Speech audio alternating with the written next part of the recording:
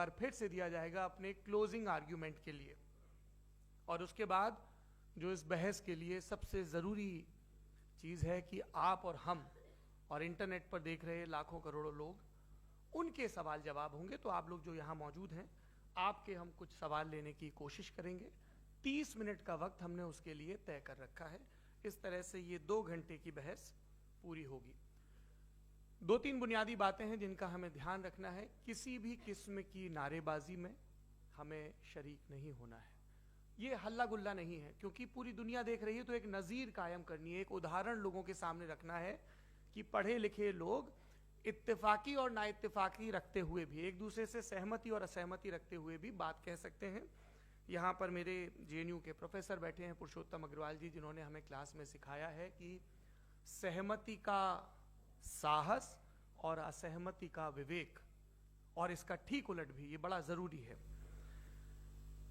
दूसरी बात, ये किसी एक धर्म के बारे में बहस नहीं है, ये बात सबको स्पष्ट होनी चाहिए। किसी धर्म को महान बताने या किसी धर्म को कमतर बताने की ये बहस नहीं है। तो यदि कोई इस उम्मीद से देख रहा है या यहां आया है, तो मैं आपको आश्वस्त करना चाहता हूं कि आपको नाउम्मीदी हाथ लगेगी। इस बहस में बहुत ज्यादा धार्मिक प्रतीकों के इस्तेमाल को लेकर भी, ये दोनों लोग जो अभी आपको गंभीर दिख रहे हैं, भले लोग हैं, कल शाम को चाय पर मिले थे, बहुत हंसी मजाक भी इनके बीच हुआ था, और गलबैयां डालते हुए एक तस्वीर भी हुई थी। ये इस बात का प्रमाण है कि इंटरनेट पर जो हल्ला मचा हुआ है उसके मुकाबले ये दोनों लोग बहुत ही अच्छे शांत ढंग से बहस के लिए राजी हो गए हैं। ट्विटर की बातें ट्विटर तक सीमित, एलन मस्क आजकल उसको एक्स कहते हैं। और अब इस बहस की शुरुआत मैं इन विद्वानों का, हालांकि इनको परिचय की जरूरत नहीं, पर हो सकता है, हमें पत्रकारिता में सिखाया जाता है कि नेवर अज्यूम, विज्ञान भी यही कहता है। मुफ्ती शमाइल नदवी साहब इस्लामिक विद्वान, शिक्षाविद हैं, कोलकाता के वाहियान फाउंडेशन के संस्थापक हैं, लखनऊ की प्रतिष्ठित दारुल उलूम नदवतुल उलमा से ग्रेजुएशन किया है, सोशल मीडिया और सार्वजनिक मंचों पर अध्यापन और बौद्धिक कामों में सक्रिय हैं, और इस समय इंटरनेशनल इस्लामिक यूनिवर्सिटी मलेशिया से पीएचडी कर रहे हैं। अच्छी बात यह है कि पढ़ाई के साथ साथ ट्रैवल ब्लॉग भी बनाते हैं। पेट्रोनस टावर के सामने का ब्लॉग हमने देखा। हमारे साथ जावेद अख्तर साहब हैं। जावेद अख्तर साहब कवि हैं, शायर हैं, गद्य भी लिखते हैं, फिल्मों के लिए संवाद लिखे हैं, गीत लिखे हैं। इससे इतर ये वैज्ञानिक सोच को लेकर या अपने डिक्लेयर्ड एथिज्म को लेकर भी मुखर रहते हैं और अपने तहीं रैशनैलिटी की बात करते हैं। देवियों और सज्जनों, डज गॉड एग्जिस्ट? इस सवाल का जवाब सब अपने अपने तहीं खोजने की कोशिश कर रहे हैं। कोई इसको गॉड डैम पार्टिकल की खोज बताता है, कोई गॉड पार्टिकल की खोज बताता है, कोई हिग्स बोसान की खोज बताता है, कोई ये सवाल जवाब तलाशने की कोशिश करता है कि मास एग्जिस्टेंस में आखिर आया कैसे, हुआ क्या था, सृष्टि के पहले, समय के पहले क्या था। और कोई ये कहता है कि ये सारी खोजें जिस मस्तिष्क में हो रही हैं प्रकृति के क्रम में, वो कैसे विकसित हुआ। मैं उम्मीद करता हूं कि हम आज इन बुनियादी सवालों के कुछ जवाब हासिल करने में कामयाब हों। मैं सबसे पहले मंच पर आमंत्रित कर रहा हूं मुफ्ती शमाइल नदवी साहब को। आइए सर जी।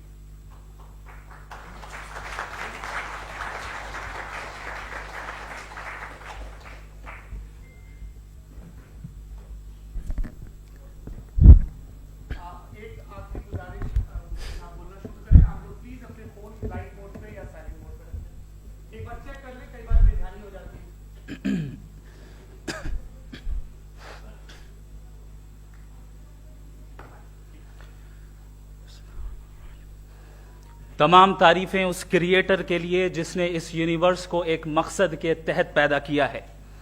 रिस्पेक्टेड जनाब जावेद अख्तर साहब, मिस्टर सौरभ द्विवेदी और respected audience, thank you all for being here today. आज की डिबेट में चूंकि हम बात करने वाले हैं डज गॉड एग्जिस्ट के टॉपिक पर, तो ये एक ऐसा टॉपिक है जिसके मुताल्लिक कोई भी डिसीजन लेने के लिए अलग अलग स्टैंडर्ड्स हो सकते हैं। लिहाजा डिबेट के शुरू में यह जरूरी है कि हम ये जान लें कि आज के इस टॉपिक में कौन सा स्टैंडर्ड सही होगा और कौन सा गलत होगा। सबसे पहला स्टैंडर्ड जिसे मैं समझता हूं कि हमारे रिस्पेक्टेड जनाब जावेद अख्तर साहब बड़ी तेजी के साथ उसकी तरफ लपकेंगे, वो है साइंस। जबकि साइंस दर हकीकत खुदा के एग्जिस्टेंस को डायरेक्टली साबित करने या उसके एग्जिस्टेंस को डिनाई करने के लिए स्टैंडर्ड नहीं बन सकती। और उसकी वजह क्या है, ये मैं नहीं कह रहा, ये वो लोग कह रहे हैं जो साइंस के एक्सपर्ट्स हैं। नेशनल एकेडमी ऑफ साइंस कहती है science doesn't have the processes to prove और disprove the existence of God. Why? क्योंकि साइंस का ताल्लुक एम्पेरिकल एविडेंस से है और एम्पेरिकल एविडेंसेस का ताल्लुक हमारे नेचुरल और फिजिकल वर्ल्ड से है, जबकि गॉड नॉन फिजिकल और सुपर नेचुरल रियलिटी है। लिहाजा नॉन फिजिकल रियलिटी को आप उस टूल के साथ नहीं चेक कर सकते जिसका काम फिजिकल रियलिटी को तलाश करना है। लिहाजा आज इस डिबेट में गॉड की एग्जिस्टेंस को साबित करने या उसे डिनाई करने में साइंटिफिक एविडेंस को एक्सेप्ट नहीं किया जाएगा। दूसरा स्टैंडर्ड हो सकता है रेविलेशन, कि रेविलेशन के जरिए हम यह साबित करें कि गॉड एग्जिस्ट करता है या नहीं। लेकिन यह स्टैंडर्ड भी आज इररेलेवेंट है। क्यों? क्योंकि रेविलेशन मेरे नजदीक सोर्स ऑफ नॉलेज है, वैलिड सोर्स ऑफ नॉलेज है, लेकिन हमारे जावेद अख्तर साहब के नजदीक यह वैलिड सोर्स ऑफ नॉलेज नहीं है। लिहाजा आज की डिबेट में मैं एक भी एविडेंस किसी भी मजहबी स्क्रिप्चर से नहीं दूंगा ताकि जावेद अख्तर साहब के लिए वो अनएक्सेप्टेबल ना हो। तीसरा जो मेयार हो सकता है वो है ऑब्जर्वेशन, कि भाई कोई कहे कि हमें खुदा दिखाओ, अगर है तो दिखाओ, या ये कि खुदा के एग्जिस्टेंस पर एम्पेरिकल एविडेंस दो, तो ये है दर हकीकत गलत टूल का इस्तेमाल करना। ये ऐसा ही है कि जावेद साहब मुझसे ये मुतालबा करें कि मुफ्ती साहब आप मेटल डिटेक्टर के जरिए प्लास्टिक डिटेक्ट करके दिखाएं। अब चूंकि प्लास्टिक डिटेक्ट नहीं हो पा रही है लिहाजा plastic does not exist. No, you are using the wrong tool. इस टूल से प्लास्टिक को डिटेक्ट नहीं किया जाता। लिहाजा मैं समझता हूं कि गॉड के एग्जिस्टेंस पर एम्पेरिकल एविडेंस का मुतालबा करना एक बचकाना मुतालबा है और हमारे रिस्पेक्टेड जनाब जावेद अख्तर साहब इस स्टेज से अब बहुत आगे निकल चुके हैं। अब बचता है एक ही स्टैंडर्ड, और वो स्टैंडर्ड है अक्ल, लॉजिक, रीजनिंग। और यही वो स्टैंडर्ड है जिसके तहत गॉड की एग्जिस्टेंस को साबित किया जाएगा या गॉड की एग्जिस्टेंस को डिनाई किया जाएगा। लेकिन चूंकि ये बहुत इंपॉर्टेंट और सेंसिटिव टॉपिक है, इसलिए लॉजिकल आर्ग्यूमेंट भी ऐसा होना चाहिए जो डेफिनेटिव हो, इनडेफिनेटिव ना हो, जो 2 और 2 4 की तरह बिल्कुल वाजे हो, जिसे लॉजिकली रिजेक्ट करना पॉसिबल नहीं हो। फॉर एग्जाम्पल हम कहें हमारे रिस्पेक्टेड मिस्टर सौरभ साहब, ये एक इंसान है और तमाम इंसान कॉन्शियस बीइंग है, लिहाजा नतीजा क्या निकला, हमारे सौरभ साहब भी कॉन्शियस बीइंग है। क्या ये इनडेफिनेट आर्ग्यूमेंट है या डेफिनेट आर्ग्यूमेंट है? ये डेफिनेट आर्ग्यूमेंट है। ये 2 और 2 की तरह वाजे है, इसमें किसी तरह जो है लॉजिकली इसको रिजेक्ट नहीं किया जा सकता। तो अगर आज हमारे जावेद अख्तर साहब ऐसी कोई अकली दलील और लॉजिकल एविडेंस दें खुदा के ना होने पर जो डेफिनेट भी हो, तो मैं ये ऐलान करता हूं कि यकीनन मैं उस एविडेंस को कबूल करूंगा और उस पर गौर करूंगा। लेकिन साथ में यह भी ऐलान कर देता हूं प्रेडिक्शन के तौर पर कि ऐसा कोई डेफिनेट आर्ग्यूमेंट कोई नहीं पेश कर सकता। दलील हम देंगे और डेफिनेटिव दलील देंगे, लॉजिकल दलील देंगे, ऐसी दलील देंगे जो एंटायर एथिस्टिक वर्ल्ड उसे रेफ्यूट नहीं कर सकती। चलें अब हम एक एग्जाम्पल सोचते हैं, एक सिनेरियो, सिंपल सिनेरियो, तमाम ऑडियंस से गुजारिश है, हम और आप एक आइसोलेटेड आइलैंड पर हैं, ऐसा आइलैंड जहां पे हमसे पहले कोई कभी नहीं गया।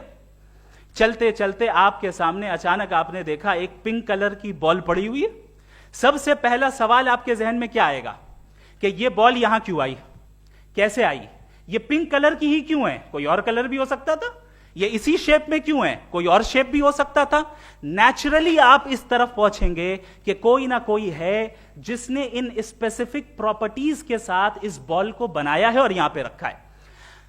चूंकि आप जानते हैं कि ये जो बॉल है इसका एग्जिस्ट करना जरूरी नहीं है, ये एग्जिस्ट कर भी सकती थी, नहीं भी कर सकती थी, और एग्जिस्ट करना ही था तो किसी और फॉर्म में करती, किसी और कलर में करती। अब आप इस बॉल को एक्सपैंड करते चले जाएं, एक्सपैंड करते चले जाएं, एक्सपैंड करते चले जाएं, यहां तक कि ये बॉल यूनिवर्स के साइज की हो जाए। बताइए कि क्या साइज के बढ़ जाने से सवाल बदल जाएगा? हरगिज नहीं बदलेगा। अभी भी सवाल रहेगा, ये यूनिवर्स कहां से आया, इन स्पेसिफिक प्रॉपर्टीज के साथ कहां से आया, क्यों आया, किसने बनाया, ये सवाल उस वक्त भी वैलिड रहेगा। लेकिन ये सवाल अगर हम जनाब जावेद अख्तर साहब से करें तो चूंकि इनका वर्ल्ड व्यू एथिस्टिक है, और सिर्फ इनका नहीं, मतलब जितने भी एथिस्ट हैं और एथिस्टिक वर्ल्ड व्यू को रखने वाले से अगर आप ये सवाल करें कि ये यूनिवर्स कहां से आया, तो इनका जवाब या तो आर्ग्यूमेंट फ्रॉम इग्नोरेंस होगा या डॉगमेटिक होगा। या तो ये कहेंगे कि मुझे नहीं पता कि ये कहां से आया, लिहाजा गॉड डज नॉट एग्जिस्ट, ये आर्ग्यूमेंट फ्रॉम इग्नोरेंस है। या ये कहेंगे कि ये यूनिवर्स खुद ब खुद बन गया, इसका मतलब ये है कि उस बॉल को भी खुद ब खुद बन जाना चाहिए।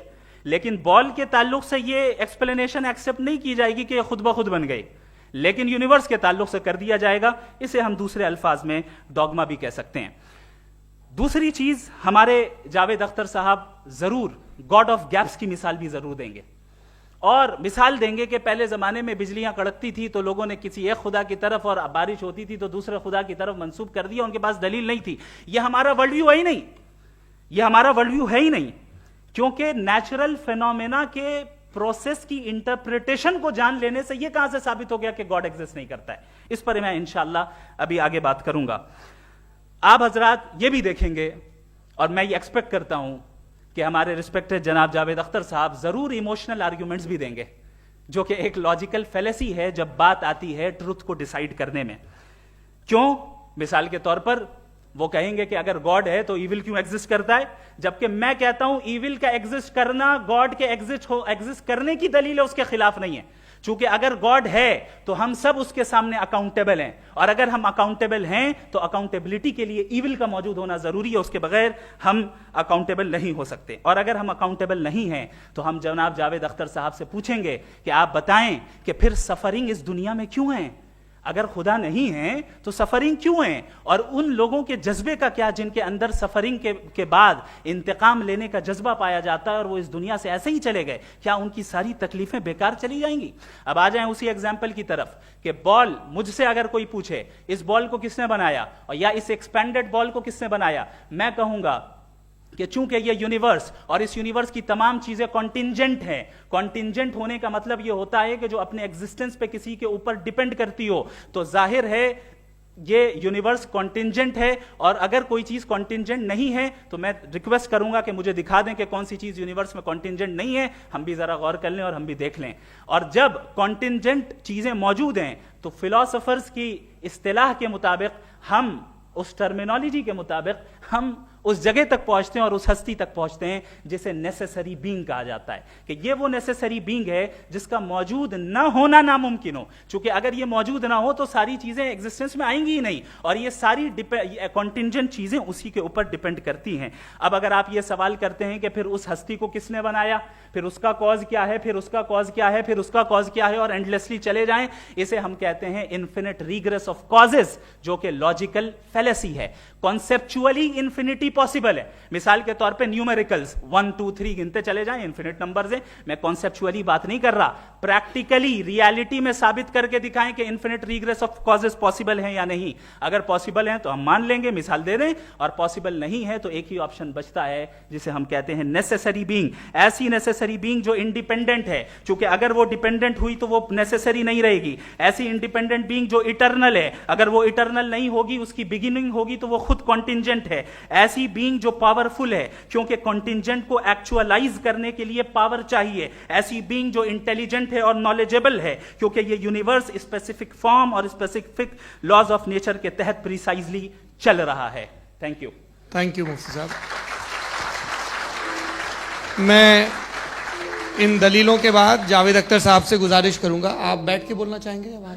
जी।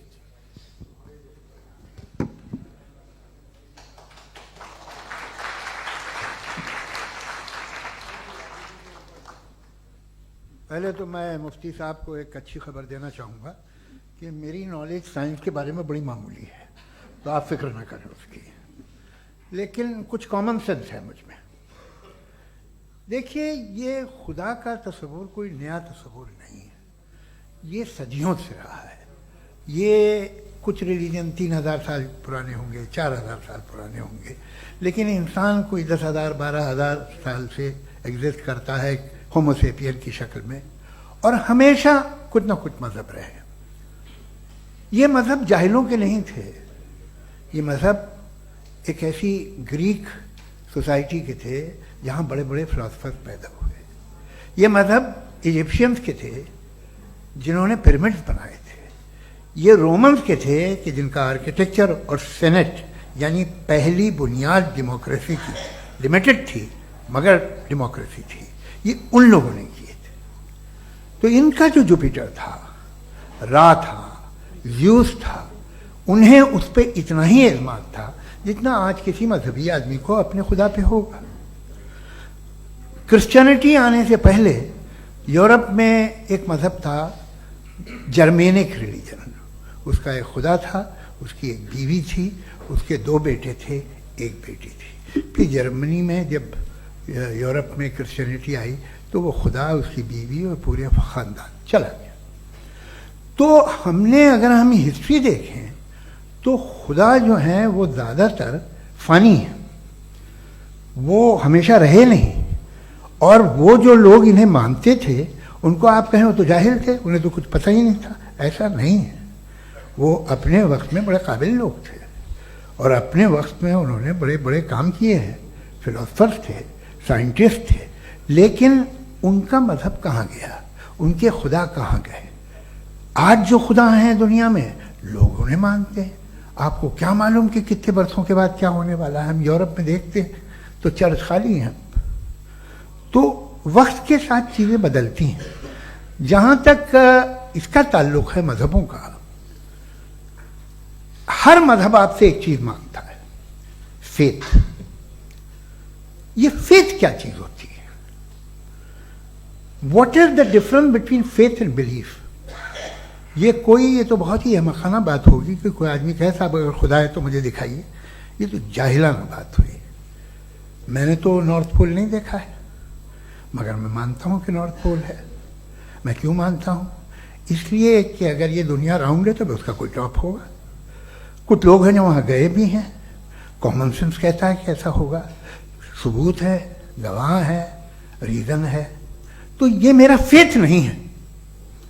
तो फेथ में और बिलीफ में डिफरेंस क्या है? जो मजहब मांगता है आपसे, हर मजहब फेथ मांगता है। फेथ का मतलब ये है कि ना कोई गवाह हो, ना कोई सबूत हो, ना कोई रैशनल हो, ना कोई लॉजिक हो, ना कोई प्रूफ हो, मगर तुम एक बात को मानो। ये है फेथ। वरना बिलीफ होता। अगर इसमें कुछ भी सबूत होते, गवाह होते, तो फिर इसे आप बिलीफ कहते हैं। जैसे मेरा बिलीफ है कि नॉर्थ पोल है, मेरा फेथ थोड़ी है। फेथ इन तमाम शर्तों को रद्द करता है। तो फिर स्टुपिडिटी क्या है? अगर मैं एक बात ऐसी मानूं जिसकी ना कोई लॉजिक है, ना कोई रैशनल है, ना कोई प्रूफ है, ना कोई गवाह है, ना कोई सबूत है, और मैं उसे मानूं, तो ये स्टुपिडिटी हुई। इसे ही भाई कल को मैं यकीन कर लूं कि एलॉन मस्क जो है मेरा भाई है, तो मुझे इंतहाई खुशी होगी, सुकून भी बहुत मिलेगा मुझे। लेकिन और कहे भाई क्यों मानते हो, क्या सबूत है? भाई वो तो अमेरिकन है और तुम तो इंडियन हो, वो तो नस्ल अलग है, तुम्हें कभी मिले भी नहीं। साहब देखिए, मेरा फेथ है, इस पर बात ना किया। फेथ का मतलब ही यह है कि आप प्रूव नहीं कर सकते। अगर आप प्रूव कर सकते हो तो फेथ की जरूरत ही नहीं, फिर तो आप बात करेंगे, आप कितनी बहस कर लीजिए। अल्टीमेटली दुनिया का हर मजहब फेथ पे टिका है, और फेथ का मतलब है एक ऐसा यकीन जिसका कोई सबूत, कोई गवाह, कोई रैशनल नहीं।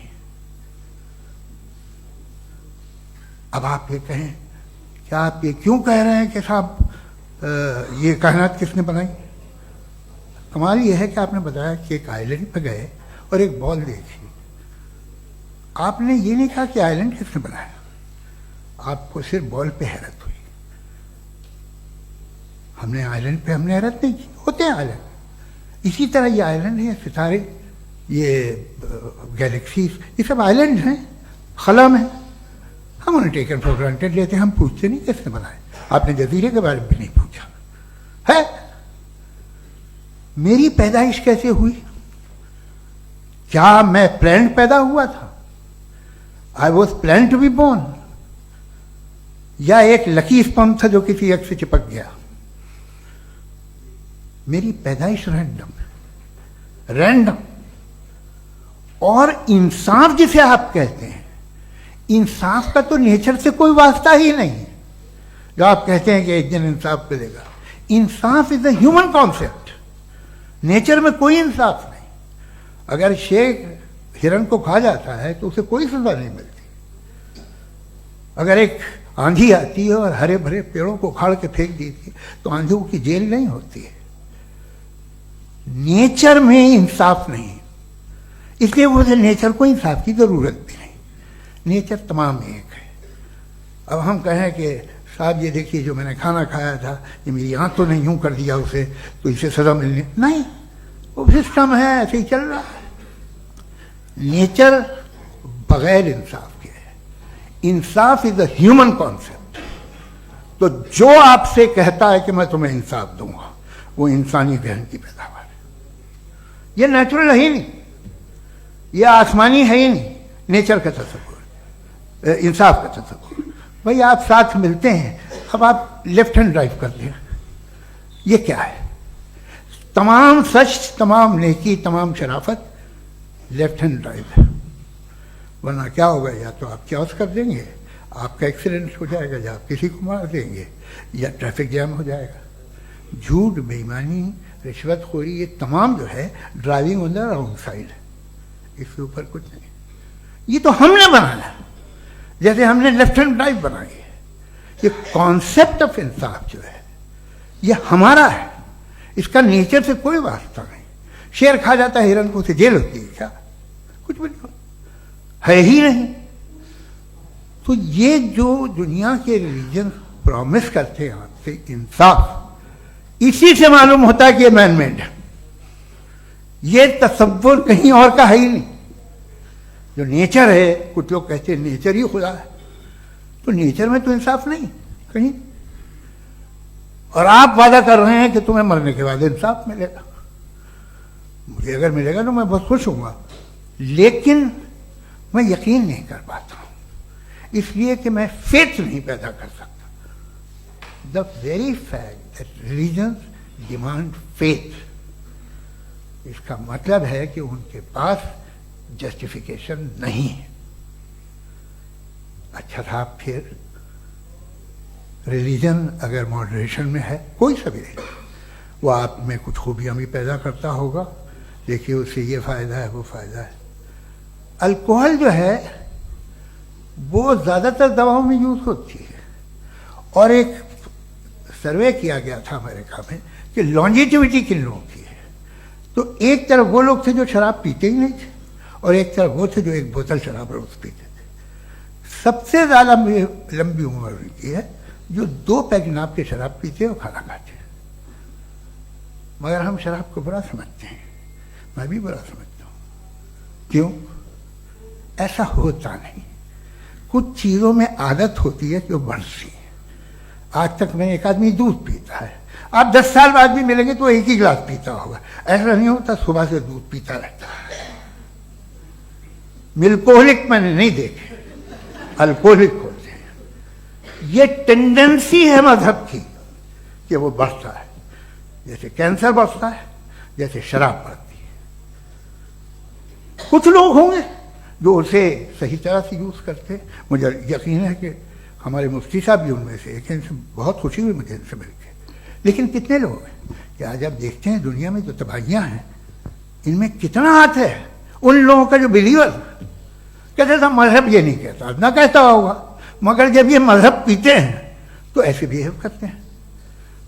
थोड़ा सा अगर हो तो शायद बहुत अच्छी बात, लेकिन शराब थोड़ी सी नहीं रहती, उसमें टेंडेंसी है। पहले थोड़ा सा अगर 2-3 कैंसर के सेल हो ना बॉडी में तो आदमी सिम रहेगा, लेकिन वो 2-3 सेल नहीं रहते, वो मल्टीप्लाई होते हैं।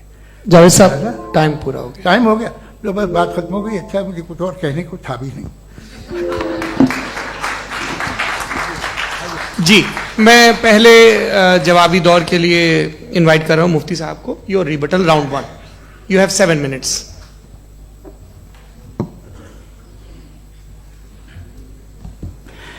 Thank you very much Javed साहब, आपकी बात को सुनकर बड़े महजूज हुए हम लोग। महजूज, do you understand? We enjoyed. Okay, अब थोड़ा सा लॉजिकली उसको हम लोग देखते हैं। दरअसल हम लोगों ने कल गुजारिश की थी मुफ्ती साहब से भी, जावेद साहब से भी, कि हिंदुस्तानी जबान आम फहम सबको समझ में आ जाए और जहां कहीं आप मुश्किल शब्द इस्तेमाल करें वहां बताते भी चलें। Thank you. तो सबसे पहले हमारे रिस्पेक्टेड जावेद साहब ने हवाला दिया कि खुदा फानी है। कितने मजहब आगे चले गए, किसी ने जुपिटर को खुदा माना, किसी ने किसी को माना। मैं कहता हूं जिसने कॉन्टिंजेंट चीज को खुदा माना, गलत माना, वो खुदा ही नहीं, वो खुदा ही नहीं है। हम तो नेसेसरी बीइंग को साबित करने बैठे हैं, वो नेसेसरी कॉज जो इटरनल है, जो अबदी भी है और अजली भी है। हम किसी और को साबित करने नहीं बैठे। दूसरी चीज उन्होंने कहा कि फेथ एंड बिलीफ, ये एक ऐसी डेफिनेशन है फेथ की जो इन्होंने पहली मर्तबा पेश की है, या माफ कीजिएगा इन्होंने पहली मर्तबा पेश नहीं की है, रिचर्ड डॉकिंस ने पहली मर्तबा पेश की है। मुझे मालूम है ये सोर्स कहां से है। एपिस्टेमोलॉजिकली फेथ और बिलीफ का फर्क आप इस तरह नहीं कर सकते सर। फेथ सही भी होता है, गलत भी होता है। बिलीफ सही भी होता है, गलत भी होता है। जो लॉजिक, रीजन और एविडेंस से बैक्ड होगा वो फेथ सही होगा। और आप जिस फेथ की बात कर रहे हैं कि इलॉजिकल है और उसके पीछे नहीं है, तो we are on the same page. हम नहीं मानते उस फेथ को, जो फेथ ऐसा हो जिसके पीछे कोई लॉजिक ना हो, एविडेंस ना हो, हम नहीं मानते। हम तो उस फेथ के कायल हैं जिसके पीछे लॉजिक हो और एविडेंस हो। तो बिलीफ सही भी होता है, गलत भी होता है, फेथ भी सही होता है और गलत भी होता है। तो आज फेथ और बिलीफ के डिफरेंस पे बात नहीं हो रही। आज आप चाहे फेथ एक्सेप्ट कर लें या बिलीफ एक्सेप्ट कर लें, आज ये बात होगी कि ट्रूथ क्या है। चाहे ट्रू बिलीफ सही है या ट्रू फेथ सही है, और फॉल्स फेथ क्या है और फॉल्स बिलीफ क्या है, बात इस पे हो रही। दूसरी चीज इन्होंने पूछा, स्टुपिडिटी फिर क्या है? अगर फेथ रिलीजन स्टुपिडिटी नहीं है तो और क्या है? चूंकि फेथ का मुतालबा करते हैं तो स्टुपिडिटी क्या है? मैं कहता हूं स्टुपिडिटी एथिज्म है। उसकी वजह यह है कि आप एक सड़क पे जा रहे हो और आप किसी गार्डन में जाएं और देखें वहां लिखा है फूलों के साथ, I love Javed Akhtar, and I really do, I love you sir. So जब आप वहां पर पहुंचे तो वहां पहुंचकर अब ये बताएं, क्या आप ये कहेंगे wow what a natural selection?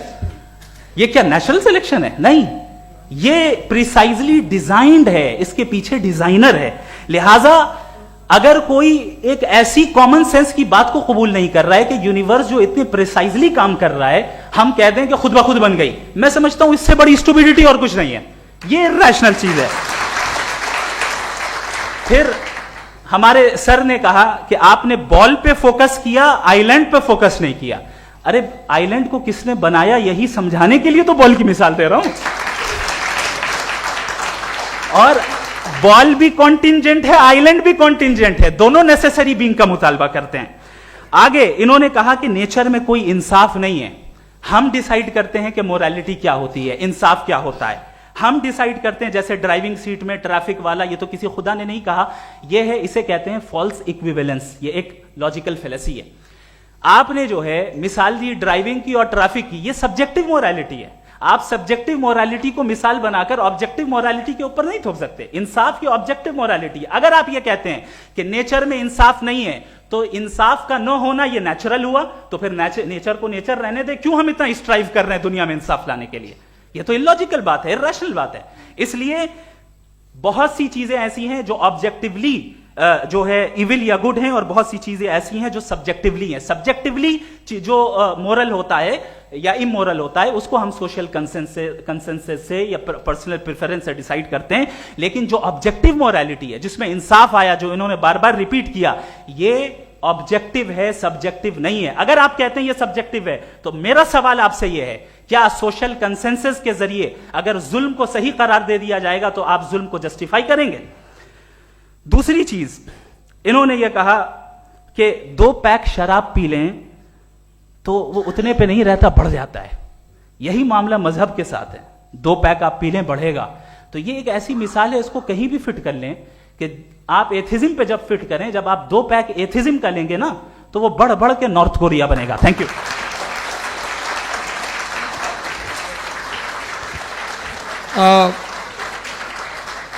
First round की रिबटल के लिए मैं जावेद साहब को इनवाइट कर रहा हूं। आपके पास 7 मिनट का वक्त है, रीसेट कर दीजिएगा प्लीज। मुझे इस बात की खुशी है कि मुफ्ती साहब ने भी मान लिया कि नेचर में कोई इंसाफ नहीं है। तो कोई भी चीज़ जो इंसान ने नहीं बनाई है उसमें इंसाफ नहीं होता है।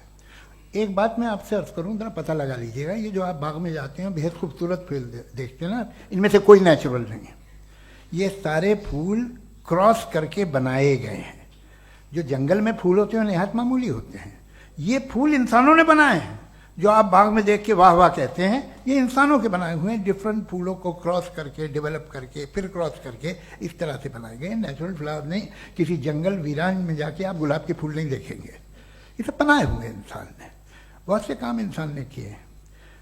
बाकी है कि आपने मेरी एक बात का जवाब नहीं दिया, जिससे मुझे शिकायत है कि फेथ क्या है और आप फेथ मांगते क्यों हैं मुझसे? आप तो लॉजिकल हैं, आपके पास तो सारे रैशनल हैं, आपके पास सारे सबूत हैं, तो आपको फेथ की डिमांड क्यों करते हैं कि भाई तुम सरेंडर कर दो और सवाल मत करो? कोई मजहब सारे सवाल करने की इजाजत नहीं देता है और मना करता है कि दादा सवाल ना करो, बह जाओगे तुम। आप क्यों रोकते हैं?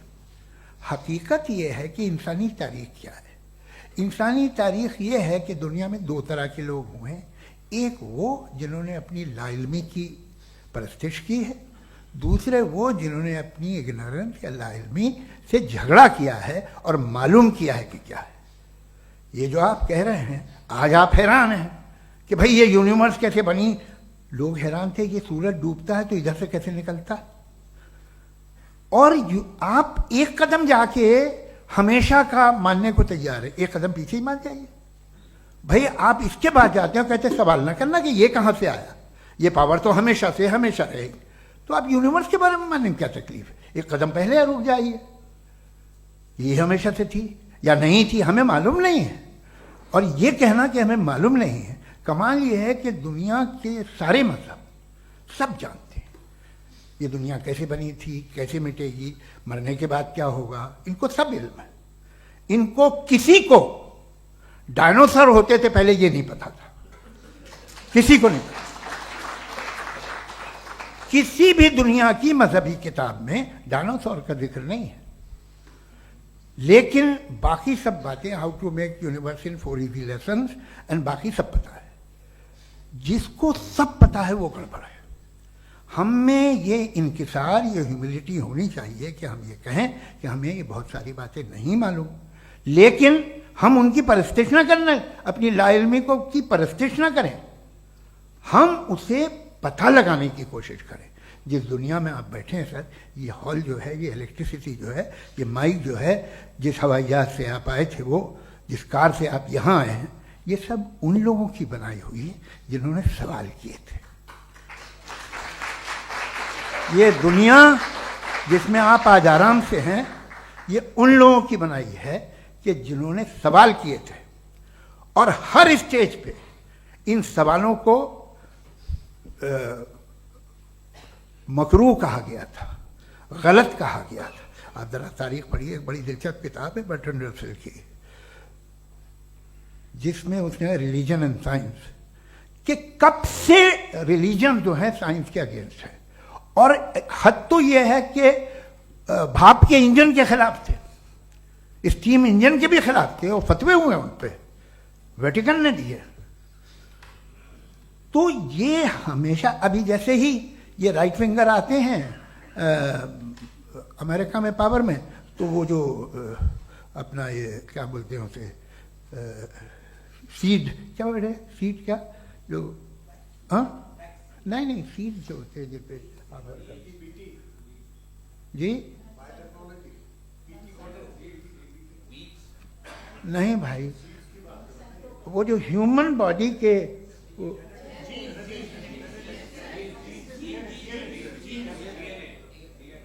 उस पर रिसर्च बंद हो जाती है, रिपब्लिकन नहीं करने देते। अरे भाई इतना डर क्या है तुम्हें? एक जमाने में बहुत नाराज थे ये सारे मजहबी लोग कि ये इंसान तो इंसान बनाने की कोशिश कर रहा है। आपको क्या तकलीफ भाई, बना ले तो बना लेने दो, ये खौफ क्या है? और ये सब आज जो आप कह रहे हैं नामुमकिन है, ये कैसे हुआ, मुझे एक किस्सा याद आता है। जब मैं 6ठी क्लास में था तो मैं मैथमेटिक्स में बहुत वीक था, तो एक टीचर रख दिया गया, उसने 1 2 3 4 5 6 7 तो सिखा दिया मुझे। वो दिन मैं भूल नहीं सकता हूँ मुफ्ती साहब, जिस दिन उसने ये बताया कि 1/2 क्या होता है और 3/4 क्या होता है, मुझे ऐसा लगा कि मेरा सर बीच से फट जाएगा। यह आदमी कह रहा है कि जो दीवार के अंदर जाओ वॉक करते हुए। आज हंसता हूं मैं इस बात पे। तो आज जो बातें आपके जहन से बिल्कुल परे हैं और आप हैरान होते उन्हें देख के, एक वक्त आएगा कि मामूली लगेंगे। और हुआ है, आपकी इंसानी तारीख ही है। इतनी जल्दी सारे फैसले आप मत कर लीजिए, थोड़ा ये ह्यूमिलिटी रखिए कि भाई ये हमें नहीं मालूम। ये कहने में क्या आ रहा है, ये यूनिवर्स कहाँ तक फैली, ये कब से है और कब तक रहेगी, हमें नहीं मालूम। आपने फैसला कर लिया कब बनी, ये आपके हिसाब से कोई 14 बिलियन ईयर्स बनी जो समझा जाता है। उससे पहले हजारों करोड़ों अरबों साल तक खुदा बैठा क्या कर रहा था, खामोश बैठा था, ऐसे ही जमाइयाँ ले रहा था। फिर उसे आइडिया आया, यार एक काम करते, वक्त अच्छा गुजर जाएगा, यूनिवर्स बनाते। सोचिए, वो तो हमेशा से है ना, मगर यूनिवर्स हमेशा से नहीं है, ये तो बनाई गई है। और उससे पहले क्या था, इनका क्या काम था, कैसी बात है। ये बड़ा आसान है, जो बात हमें आज धीरे धीरे पता चली है। बरसों 2000 और 2500 साल पहले आपको किसी ने बता दिया कि क्या था, आप मान गए, और तब से वही मान रहे हैं जो 2500 साल पहले कहा गया था। सब कुछ बदल गया है, सॉल्व हो रही हैं चीजें। अभी साइंस बिल्कुल दावा नहीं करती, या कोई फिलोसफर ये दावा नहीं करता कि हमें सब मालूम, बल्कि वो कहता है कि हमें जितना मालूम होता है उससे ये मालूम होता है कि हमें कितना कम मालूम। तो हम अपनी जहालत से लड़े, उसकी परस्तिश न करें। जी, time. Thank you so much. मैं तर्कों की श्रृंखला में राउंड 2 के लिए मुफ्ती साहब को आमंत्रित कर रहा हूं। आपके पास एक बार फिर से 7 मिनट का वक्त है। शुक्रिया।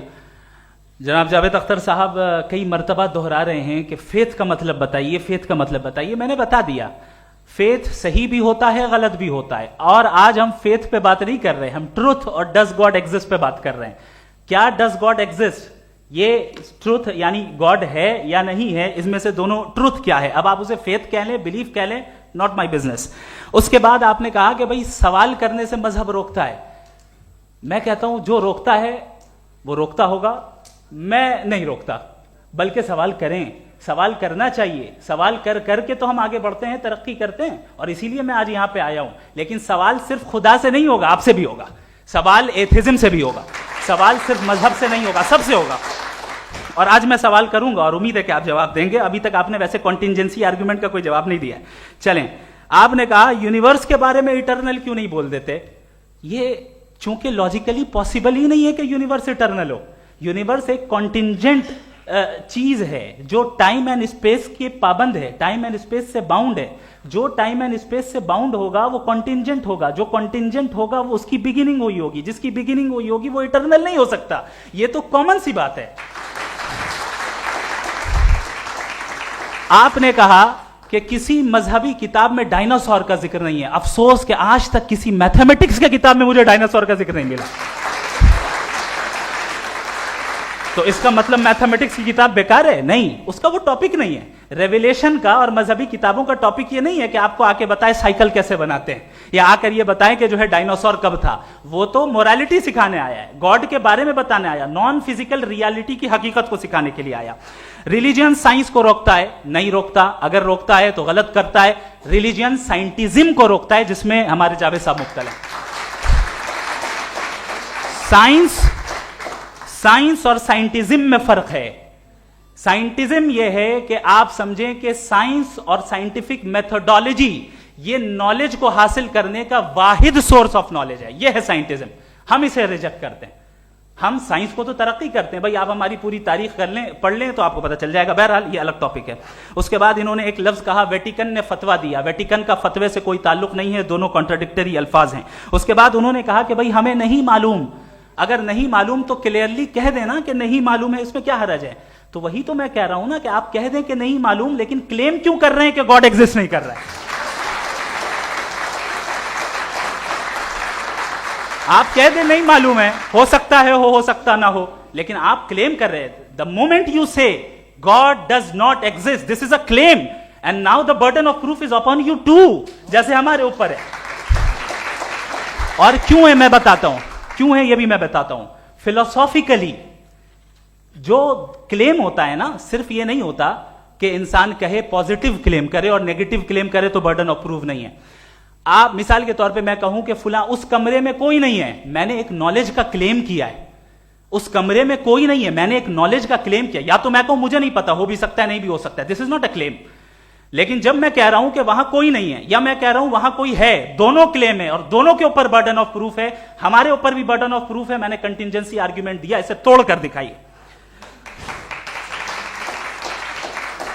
आखिरी चीज, इन्होंने कहा कि खुदा दुनिया बनाने से पहले 150 साल पहले या करोड़ों साल पहले क्या कर रहा था। अरे हजरत, चलें बहरहाल मैं जवाब दे देता हूं, आप हमारे रिस्पेक्टेड पर्सनालिटी हैं, अगर आप नहीं होते तो मैं इसे एंटरटेन ही नहीं करता। टाइम, ये 100 साल पहले या 100 साल बाद, पहले बाद में अभी, ये वो अल्फाज हैं जिनका ताल्लुक टाइम से है। टाइम शुरू ही हुआ है यूनिवर्स की बिगिनिंग के बाद, तो उसके पहले खुदा क्या कर रहा था? सवाल इलॉजिकल है, ये फेलेसी है। यानी आप ये कह रहे हैं कि यूनिवर्स के बनने से पहले खुदा क्या कर रहा था? टाइम के बनने से पहले, पहले का ताल्लुक टाइम से, टाइम उस वक्त था ही नहीं, तो ये सवाल ही इनवैलिड है खुदा के ताल्लुक से। दूसरी चीज, आर्ग्यूमेंट ऑफ कंटिजेंसी जो मैंने आपके सामने पेश की है, आपने बार बार ये प्रूफ किया और ये कह रहे हैं कि गॉड ऑफ गैप्स। देखिए, पहले नहीं मालूम था, साइंस ने कर दिया। सिंपल की मिसाल से मैं समझा देता हूं। जिस गैप्स की आप बात कर रहे हैं ना, साइंस उन गैप्स को जिन चीज के जरिए भी प्रूव करेगा वो कॉन्टिजेंट ही होगा, अब चाहे वो फोर्स हो, मैटर हो या एनर्जी हो। लिहाजा सवाल हमारा उस वक्त भी वैलिड होगा जब तक कि आप नेसेसरी बीइंग पे ना आ जाएं, और इन्फिनिट रिग्रेस पॉसिबल नहीं है of causes in practical world, तो जाहिर है कहीं रुकना पड़ेगा, जहां रुकेंगे वही खुदा है। दूसरी चीज, आपने ये कहा, क्या कह रहा था मैं, किस पॉइंट को? What? Oh no, after that. Just now. हाँ, जहां रुकेंगे वही खुदा है। बहरहाल, तो टाइम का जिक्र हो गया, गॉड ऑफ गैप, सॉरी, या इसकी एक मिसाल आप ले लें।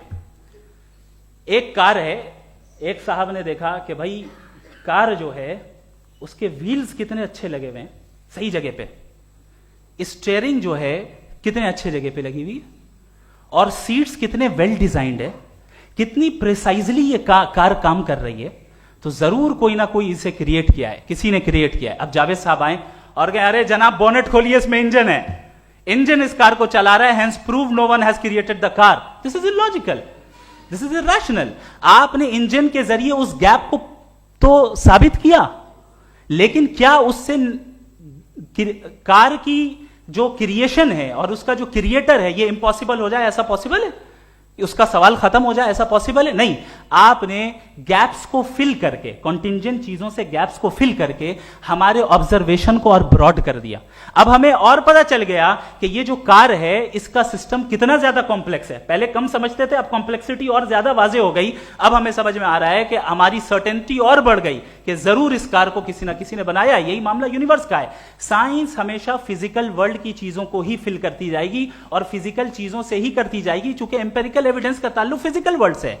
आप साइंस के जरिए मेटाफिजिकल रियलिटी को कभी साबित नहीं कर सकते। ये रॉन्ग टूल का इस्तेमाल करना है। ये वही काम है कि आप मेटल डिटेक्टर से प्लास्टिक डिटेक्टर करने चलें, जो कि जाहिर है सही नहीं है। Thank you.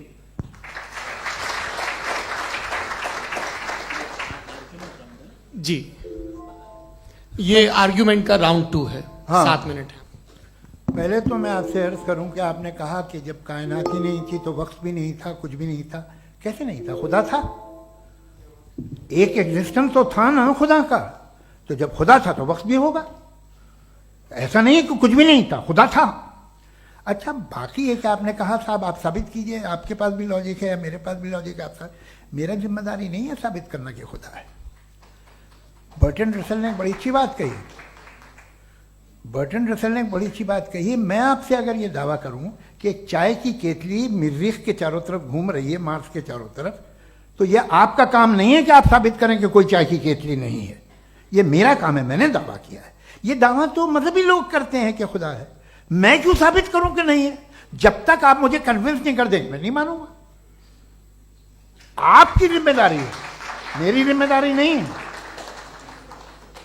दोयम ये कि ये जो आप कह रहे हैं जो गैप्स हैं, ये गैप जब जब किसी मजहब को चैलेंज करते हैं, जब ऐसा कोई बात आती है तो हंगामा हो जाता है कि जब वो चैलेंज करें किसी फेथ को। ये तमाम साइंस जो है इसे मुख्तलिफ जगहों पे मुख्तलिफ वक्तों में मजहब ने रोकने की कोशिश की है। ये किताब है religion and science Burton Russell की, पढ़िएगा, अच्छी लगेगी आपको। तारीख ही है साइंस, मजहब की साइंस से उसका यही रिश्ता है। अच्छा, अब ये हम सोचें कि बहरहाल ये वजूद जो है मजहब और ये बिलीव इन गॉड इंसान को बेहतर बना देता है, तो एक काम कीजिए, हिंदुस्तान वर्ल्ड का नक्शा लीजिए और मार्क कीजिए कि रिलीजन कहाँ कहाँ ज़्यादा है, कहाँ कहाँ, चाहे वो लैटिन अमेरिका हो या मिडल ईस्ट हो या फार ईस्ट हो या हिंदुस्तान के वो इलाके जहाँ मजहबियत ज़्यादा है। रख दीजिए नक्शा अलग। अब दूसरा नक्शा कि कहाँ कहाँ नाइंसाफ़ी, रिप्रेशन, औरतों के हुकूक की पामाली, जुल्म, डिक्टेटरशिप कहाँ है, नक्शा एक ही होगा। तो आप मुझे बताएं कि जो इसका तरकीब इस्तेमाल क्या है, खुदा का तरकीब इस्तेमाल तो बताइए। आप छोटी सी दवा सड़क पे बेचते हैं, उसकी भी तरकीब इस्तेमाल बताते हैं। इसके इस्तेमाल से तो फायदे नहीं हुआ किसी को। जो सारे के सारे खराब मुल्क हैं, खराब समाज है, वो सारे जुल्म खुदा के नाम पे करते हैं। वो गलत करते हैं, सही करते हैं, मुझे क्या लेना देना उससे। इस्तेमाल से मालूम होता ना। एक विस्की की बोतल कभी शायद देखी हो आपने, लाल रंग की होती है, उस पर रोशनी और छपड़ा इंतहाई खूबसूरत लगती है, क्या बिगाड़ रही है किसी का? उसका इस्तेमाल गलत है, इसलिए आप उसे नापसंद करते हैं। इसका इस्तेमाल गलत है, इस तसव्वुर का इस्तेमाल ही गलत है और हमेशा से गलत हुआ है। आप देख लीजिए, इंसानी तारीख देख लीजिए, आज देख लीजिए, हिंदुस्तान देखिए, दुनिया देख लीजिए क्या हो रहा है। इसे कैसे इस्तेमाल कर रहे हैं फेथ वाले लोग? क्या फेयर हैं, जस्ट हैं, जो अपने खुदाओं पे यकीन रखते हैं? वो किस तरह के लोग हैं? वो लोगों को इंसाफ देते हैं, वो बेहतर इंसान बने। तो इस दवा का फ़ायदा क्या है? चलो बहुत फ़ायदा हो रहा तो मैं इस्तेमाल कर लूँगा, मगर मुझे तो इस दवा का कोई फ़ायदा दिखता ही नहीं। मुझे तो ऐसा लगता, मैं एक और बात बताऊँ, अगर कोई आदमी मजहबी है और अच्छा आदमी है तो मैं उसकी बहुत इज्जत करता हूँ, इसलिए कि मेरा ख्याल है मजहबी आदमी का अच्छा होना मुझसे अच्छा होने से ज़्यादा मुश्किल है। भाई हर चीज़ की एक लिमिट है। आप इतना भाग सकते हैं, इतना नहीं भाग सकते, इतना वजन उठा सकते, इतना नहीं उठा सकते, इतना दूर देख सकते हैं, इतना दूर नहीं देख सकते। उसी तरह कॉमन सेंस कहता है कि आप में नेकी का भी एक कोटा होगा। अब आप अगर सुबह जाते हैं अपनी इबादत गाह और इबादत करते हैं, तो बाहर निकलते हैं तो आप तो यही महसूस करते हैं कि आपने एक बहुत अच्छा काम किया, आपकी नेकी का एक बहुत बड़ा कोटा खर्च हो गया जिससे किसी का कोई फ़ायदा नहीं हो। मैं तो नहीं जाता हूँ तो मुझे तो किसी को खाना खिलाना पड़ेगा, किसी बेवा की मदद करनी पड़ेगी। मैं अपना कोटा कैसे कंज्यूम करूं? आप अपना कोटा, सारे मजहबी लोग इंतहाई यूजलेस कामों में यूज करते हैं। उसके बाद भी अगर आप में बच्ची है थोड़ी सी शराफत, तो भाई वाह क्या बात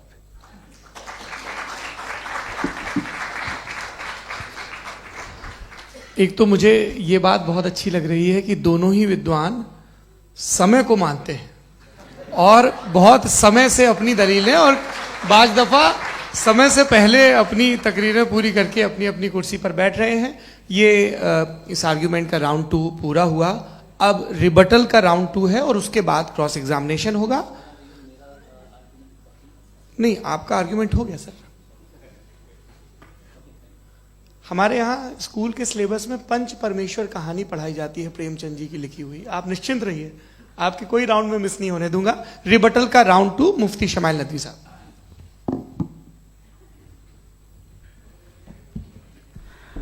असल में जो हकीकी प्रॉब्लम है, असल प्रॉब्लम है, वो ये है कि जावेद साहब के पास कॉन्सेप्ट ऑफ गॉड क्लियर नहीं है। इन्होंने कहा कि कायनात से पहले खुदा तो था, तब भी तो टाइम होगा। ये कायनात का हिस्सा है। हम उस खुदा को मानते हैं, नेसेसरी बीइंग का टाइमलेस होना जरूरी है, चूंकि वो टाइम का क्रिएटर है। जब उसने टाइम को क्रिएट किया तो वो खुद टाइम पे कैसे होगा? उसने जब स्पेस को क्रिएट किया तो खुद स्पेस में कैसे होगा? अगर वो टाइम एंड स्पेस को पहले से ही उसका पाबंद है तो फिर किस चीज को उसने क्रिएट किया? लिहाजा ये सवाल गलत है कि खुदा था तो टाइम होगा। बिल्कुल नहीं, टाइम के पाबंद हम है, खुदा नहीं है। हम फिजिकल वर्ल्ड से ताल्लुक रखते हैं, वो मेटाफिजिकल रियलिटी है। दूसरी चीज इन्होंने मिसाल दी कि चाय की केतली हवा में घूम रही होगी, और पता नहीं शायद वो बर्टन रसल का उन्होंने हवाला दिया। बहरहाल यही प्रॉब्लम है। प्रॉब्लम यही है कि हम चीजों के दरमियान डिफरेंशिएट नहीं कर पाते हैं। ये जो आपने मिसाल दी ये इमेजिनेशन है, और मैं जो साबित कर रहा हूं वो लॉजिकल नेसेसिटी है। आप इमेजिन करने आए तो कुछ भी करें, जुपिटर में पिंक एलिफेंट होगा, यूनिकॉर्न होगा, करें, उससे कायनात पे क्या फर्क पड़ता है? उससे आप लॉजिकल नेसेसिटी साबित नहीं कर सकते। मैं तो उस प्राइम कॉज की बात कर रहा हूं, उस नेसेसरी बीइंग की बात कर रहा हूं जिसके बगैर इस कायनात का एग्जिस्टेंस मुमकिन नहीं है। दूसरी चीज, मजहब को साइंस चैलेंज करती है वगैरह वगैरह, ये हमारा टॉपिक ही नहीं है। मैं इस पे बात करूंगा तो फिर मेरा वक्त चला जाएगा। मजहब के ऊपर चूंकि हमारी डिस्कशन नहीं है, साइंस को मजहब और बिलखुसूस मैं और हमारा वर्ल्ड व्यू कम अज कम साइंस को पीछे नहीं करता है, साइंटिज्म की मजम्मत करता है। इसकी वजाहत मैंने पहले कर दी। दूसरी चीज इन्होंने कहा वर्ल्ड का नक्शा लीजिए, वर्ल्ड मैप लीजिए, दो अलग अलग जगह की। हजरत मैंने ये होमवर्क किया था, और मैंने मिडिल ईस्ट का एक नक्शा लिया और यूरोप का एक नक्शा लिया। ये मजहबी इलाका और ये लिबरल और एथीस्ट इलाका। मुझे पता चला कि सबसे ज्यादा रेप केसेस जो हैं वहां पर है।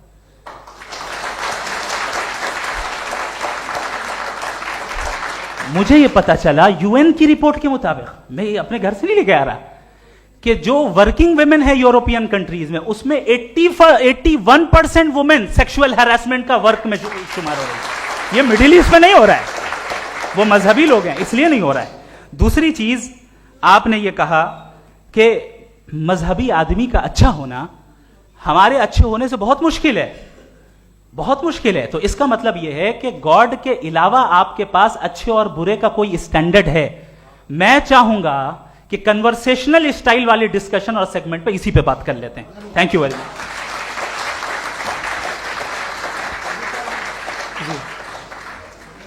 ये रिबटल का राउंड 2 है, आपके पास 5 मिनट का वक्त है, और इसके बाद क्रॉस एग्जामिनेशन शुरू करेंगे। आप चाहें तो जो इन्होंने सवाल पूछे उनके जवाब आप रिबटल में भी दे सकते हैं। जी जी, देखिए पहले तो ये बात कि ये मिसाल गलत नहीं है, गलत है। इन्होंने पहले ही हमको डिसार्म कर दिया, कह लिया अकल से मामला सॉल्व नहीं हो सकता, लॉजिक से आप पहुंच नहीं सकते। ये एक मेटाफिजिकल चीज़ है। मेटाफिजिकल अजीब सा लफ्ज़ है, ठीक से किसी को माने नहीं मालूम इसके, तो ऐसा लगता है कुछ बड़ी चीज़ है। अरे भाई क्या होता है मेटाफिजिकल, बताओ, खड़ी हो। ये एक लफ्ज़ है जो कहीं भी इस्तेमाल हो जाता है। जब आप एक बात कर रहे हैं और आप मुझसे बहस कर रहे हैं तो मुझे मेटाफिजिकल मत बताइए, आप लॉजिकली मुझे प्रूव किए। और अगर लॉजिकली आप नहीं बात करते साहब ये मेटाफिजिकल है, तो फिर हम आप बात क्या कर रहे हैं? मेरा आपका किस ज़बान में कॉन्वर्सेशन होगा? और ये कहना कि वक्त पहले नहीं था, तो फिर क्यों कहते हैं ये हमेशा से और हमेशा रहेगा? हमेशा वक्त है, तो आप कैसे कहते हैं वो हमेशा से है और हमेशा रहेगा?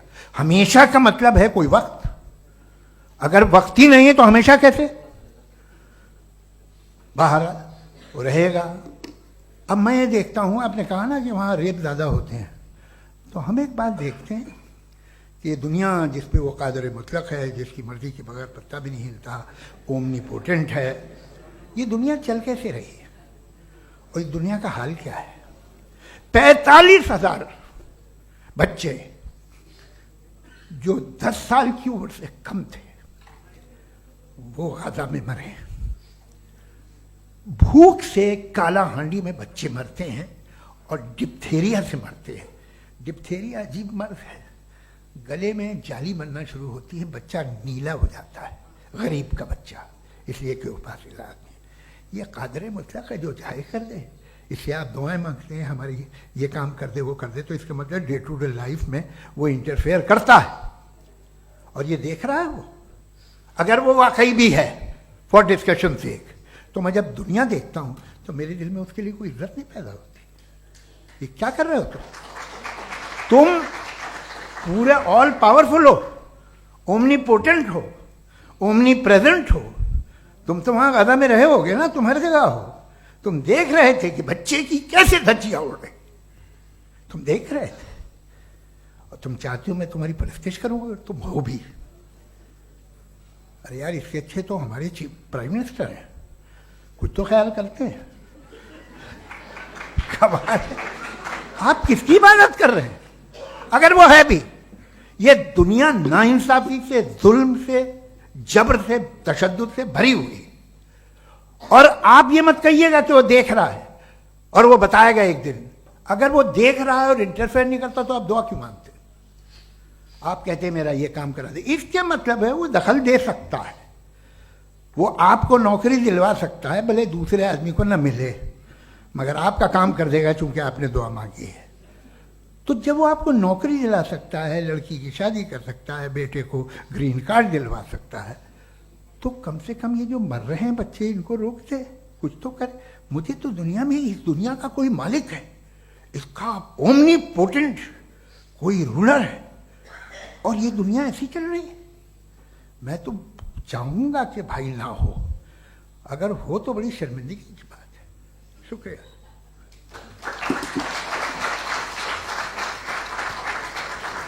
देवियों और सज्जनों, इस बहस के 2 राउंड और 2 रिबटल पूरे हो चुके हैं। अब सबसे जरूरी और सबसे मुश्किल राउंड शुरू हो रहा है, क्रॉस एग्जामिनेशन का। अब इन विद्वानों की सज्जनता की एक परख भी होगी, और वक्त हमने 16 मिनट का तय किया है। पहला सवाल आप पूछना चाहेंगे? जी बिल्कुल। पहले बोले भी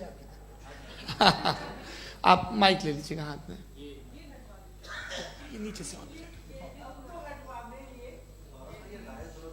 जी। मैं बोलता हूँ, ये डायस हटा सकते हैं क्या हम थोड़ा क्विकली? डायस पीछे कर दीजिए बस थोड़ा सा, है, ताकि ये जो दाएं बाएं लोग बैठे हैं, इसे हटा ही दीजिए। अब हम वहां तो जाने वाले नहीं, आराम से आराम से। दोनों तरफ से हटा दीजिए।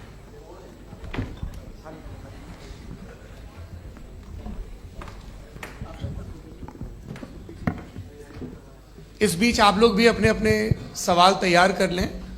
ये ध्यान रखेंगे कि मैं यहां से सवाल लूंगा, आप लोगों को अपना हाथ ऊपर करना है, अपना नाम बताना है, और अधिकतम 3 वाक्यों में अपना सवाल पूरा करना है। कई लोग सवाल की जगह भाषण देने लगते हैं, उससे आज बचना है।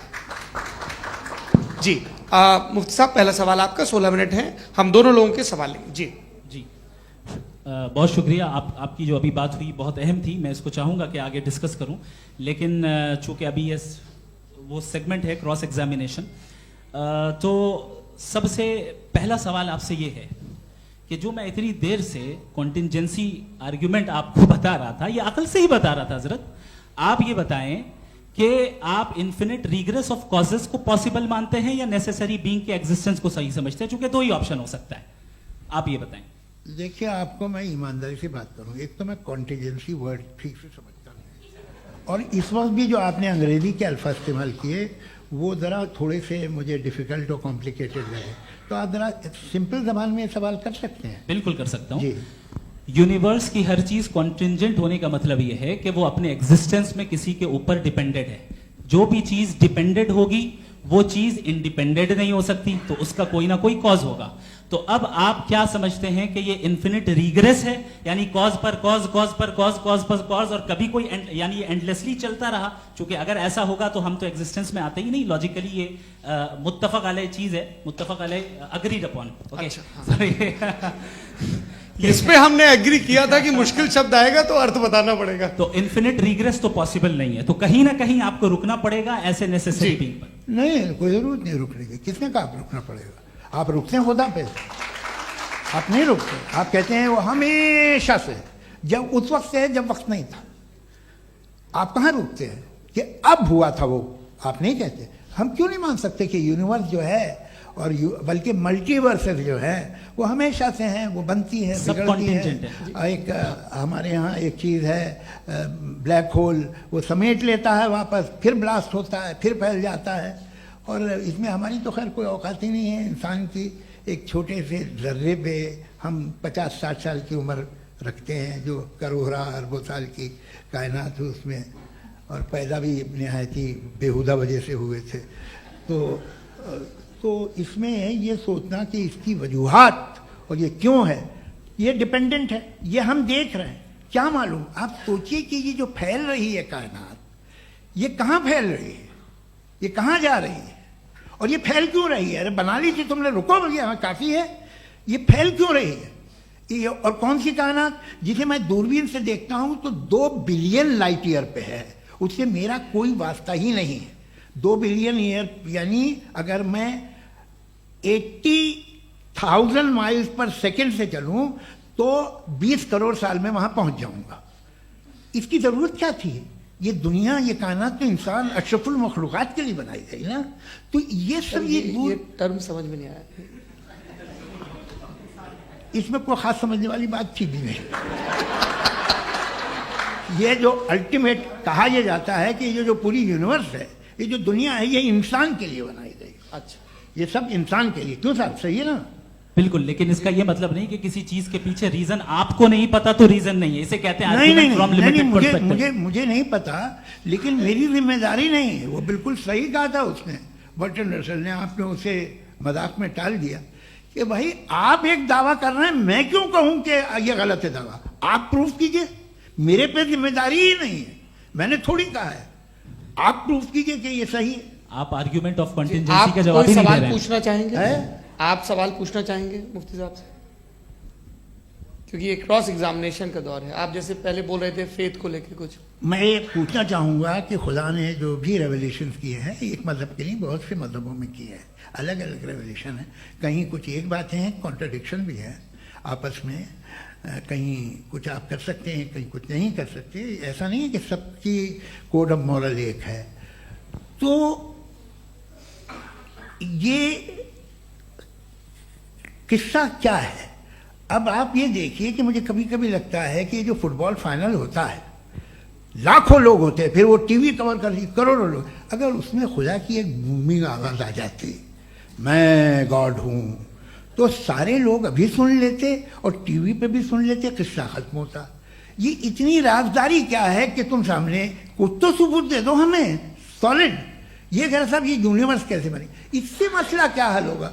मैं पूछूंगा आपसे खुदा कैसे बना? क्यों नहीं पूछूंगा कैसे बना? बल्कि वो तो कायनात से कहीं ज्यादा इंटेलिजेंट है, कायनात से कहीं ज्यादा कॉम्प्लेक्स। जी वो हमेशा से है। आप कहेंगे मैं मान लूंगा।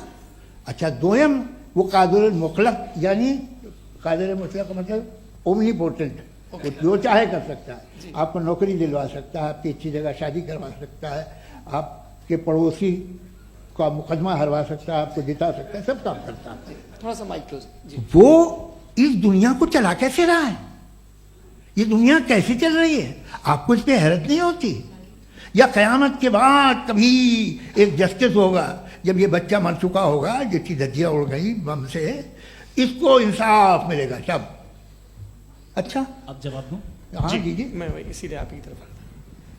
सबसे पहले आपने रेवलेशन और स्क्रिप्चर्स की बात की, इस पे मैं बात कर सकता हूं, लेकिन आज नहीं करूंगा चूंकि वक्त कम है। कभी और इस पे डिस्कस करेंगे, मैं तैयार हूं उस पे भी बात करने के लिए। ये अभी से राउंड 2 की भूमिका तय हो रही है। Does God exist round 2? चूंकि आज गॉड के एग्जिस्टेंस पे बात है, तो मैं उसी के रिलेटेड जो है आपके सवालात को एंटरटेन भी करूंगा और मैं भी पूछूंगा। आपने कहा कि आपने साबित ही नहीं किया, जबकि आर्ग्यूमेंट ऑफ कॉन्टिजेंसी बुनियादी आर्ग्यूमेंट है। आप मुझे कॉन्टिजेंसी का मतलब बताइए, आपका मतलब क्या? कॉन्टिजेंसी कॉन्टिजेंसी का मतलब यह हुआ कि हर वो वजूद जो किसी भी चीज का पाबंद है, हर वो वजूद या हर वो चीज जो अपने एग्जिस्टेंस में किसी भी चीज के पाबंद है और उससे बाउंड है, उसको उसकी जरूरत है, उस पर डिपेंड करती है, तो जाहिर सी बात है कि उसका कोई ना कोई कॉज होता है। ये तो अक्ल की बात है। ये आप रीजनिंग की बात करते हैं, मैं वही कर रहा हूं। दूसरी चीज, आपने ये बात कही कि इतने बिलियन लाइट ईयर्स दूर है, उसका मेरा क्या लेना देना। फिर मेरे ख्याल से आपको ये नहीं कहना चाहिए I think therefore I am an atheist. आपको सोचना चाहिए। सिर्फ आप एक लिमिटेड दायरे में रहकर नहीं सोचें, बल्कि बाहर निकलकर सोचें। आपने तीसरा सवाल किया, आपने 2-3 सवाल एक साथ। ऐसी बातें ना कीजिए, कुछ लोगों को इतराज हो जाएगा आप पे कि आप कुछ भी सोचिए, ये इजाज़त आपको है नहीं, मुझे है।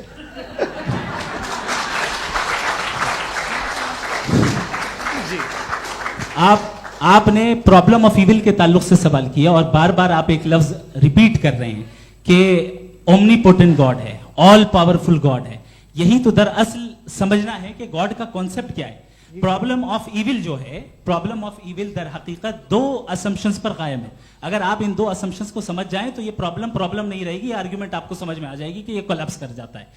पॉइंट नंबर 1, यानी जो आपका सबसे पहला फॉल्स असम्पशन है कि गॉड मर्सीफुल है, ओमनीपोटेंट है, दुनिया में जुल्म हो रहा है। लेकिन आपको यह समझना चाहिए कि हमारे वर्ल्ड व्यू के मुताबिक गॉड सिर्फ ओमनीपोटेंट और सिर्फ मर्सीफुल नहीं है, बल्कि वो ऑल वाइज भी है और वो ऑल नोइंग भी है। उसके हर काम के पीछे हिकमत और विजडम है। ये कोई जरूरी नहीं है कि वो हिकमत और विजडम आपको समझ में आए या मुझे समझ में आए। अगर आप जो समझ रहे हैं उसके मुताबिक आप फैसला कर रहे हैं, ये लिमिटेड पर्सपेक्टिव से आर्ग्यूमेंट है। और इस चीज को हम अपनी दुनिया में, अपने लाइफ में, डेली लाइफ में इस प्रिंसिपल को एक्सेप्ट करते हैं। हम जब किसी डॉक्टर के पास जाते हैं, डॉक्टर के पास जाकर वो अगर उसने हमें कोई दवाई दी है तो हम ये तो नहीं कहते कि जब तक आपके पास जितना नॉलेज और जितना विजडम नहीं है, आपने क्यों ये दवाई दी है, तब तक हम इस चीज को एक्सेप्ट नहीं करेंगे। नहीं कहते, हम उसकी अथॉरिटी को तस्लीम करते हैं। क्यों? क्योंकि उसकी हम जानते हैं कि वो नॉलेजेबल है, वो विजडम वाला है, हमसे ज्यादा नॉलेज और हमसे ज्यादा विजडम है। बताएं सर। नहीं, डॉक्टर में और खुदा में बड़ा डिफरेंस है। डॉक्टर पढ़ा लिखा होता है, एक तो मैं उसकी बात सुनूंगा। दो ये नहीं, कुछ जवाब तो ये भी नहीं है सर। प्लीज, आ जाइए, अगर चलिए। सब ऑडियंस से बोलने लगेंगे तो हाँ। फिर मतलब नहीं सिविलाइज्ड बहस का। मतलब आप ये कहें कि चूंकि आप डॉक्टर पे बिलीव करते हैं इसलिए खुदा पे बिलीव कीजिए, क्या ये मिसाल आपको समझाने के लिए। आर्ग्यूमेंट है, इस पे आपको एतराज नहीं है। तो सिंपल बात ये है कि मैं अगर ये यकीन कर लूँ कि एक ओमनीपोटेंट, उसकी मसलहत है, ये जो बच्चे मर रहे हैं ये मसलहत है उसकी, मुझे नहीं चाहिए थी मसलहत। उसकी मसलहत नहीं, यही तो समझना है। मतलब एक्सपीरियंस। अच्छा, इस आपने अभी मेरी बात पूरी सुनी नहीं। मैंने कहा आपका पूरा आर्ग्यूमेंट दो फॉल्स असम्पशंस पर है।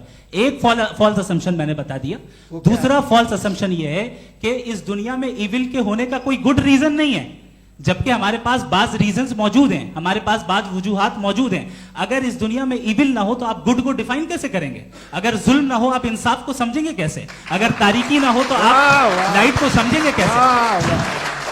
बहुत अच्छे। अभी और सुन लें, अभी और बाकी है। ये तो बात बहुत पसंद आई साहब मुझे, कि जब तक रेप ना हो तब तक औरतों की इज्जत का ख्याल आपने मेरा जवाब पूरा सुना ही नहीं। जब तक के बच्चों का कत्ल ना किया जाए तब तक आपको बच्चों की मासूमियत की इज्जत। आपने पूरा जवाब सुना ही नहीं। क्या बात है, क्या आपने नुक्ता निकाला हुआ? आपने पूरा जवाब सुना ही नहीं। आप सुन लें, मेरी बात सुन लें। ये मैंने आपको एक चीज बताई। दूसरी चीज, इस दुनिया में हम आए हैं टेस्ट के लिए, हमारा टेस्ट हो रहा है और हर इंसान का अलग अलग अंदाज में टेस्ट होता है। और इस दुनिया में अगर इविल मौजूद है तो वो इविल जरिया है हमारे अंदर ह्यूमन नोबल क्वालिटीज को डेवलप करने का और अलग अलग फील्ड में प्रोग्रेस करने का। और अगर हमारे अंदर और इस दुनिया में इविल नहीं होता तो बताइए टेस्ट का मतलब क्या होता? अगर मैं अपने स्टूडेंट को एमसीक्यूज दूं और उसमें सिर्फ राइट आंसर लिख कर दे दूं और कहूं तुम्हारा टेस्ट हो गया, ये मीनिंगलेस है। इस दुनिया में अगर हम टेस्ट के लिए आए हैं तो जाहिर है गुड एंड इविल दोनों मौजूद है। तो अगर गुड एंड इविल दोनों मौजूद है तो ये इविल भी खुदा का बनाया हुआ है। जी हाँ, खुदा का बनाया हुआ है। लेकिन अच्छा, चलो अच्छी बात। जी बिल्कुल, तो बिल्कुल खुदा ने बनाया। अभी तो ये है कि जो मेजॉरिटी है दुनिया में वो इविल है, तो ये खुदा एक्चुअली इविल के साइड पे लग रहा है मुझे। बिल्कुल भी नहीं, मैं बताता हूं। मेजॉरिटी में तो वो है।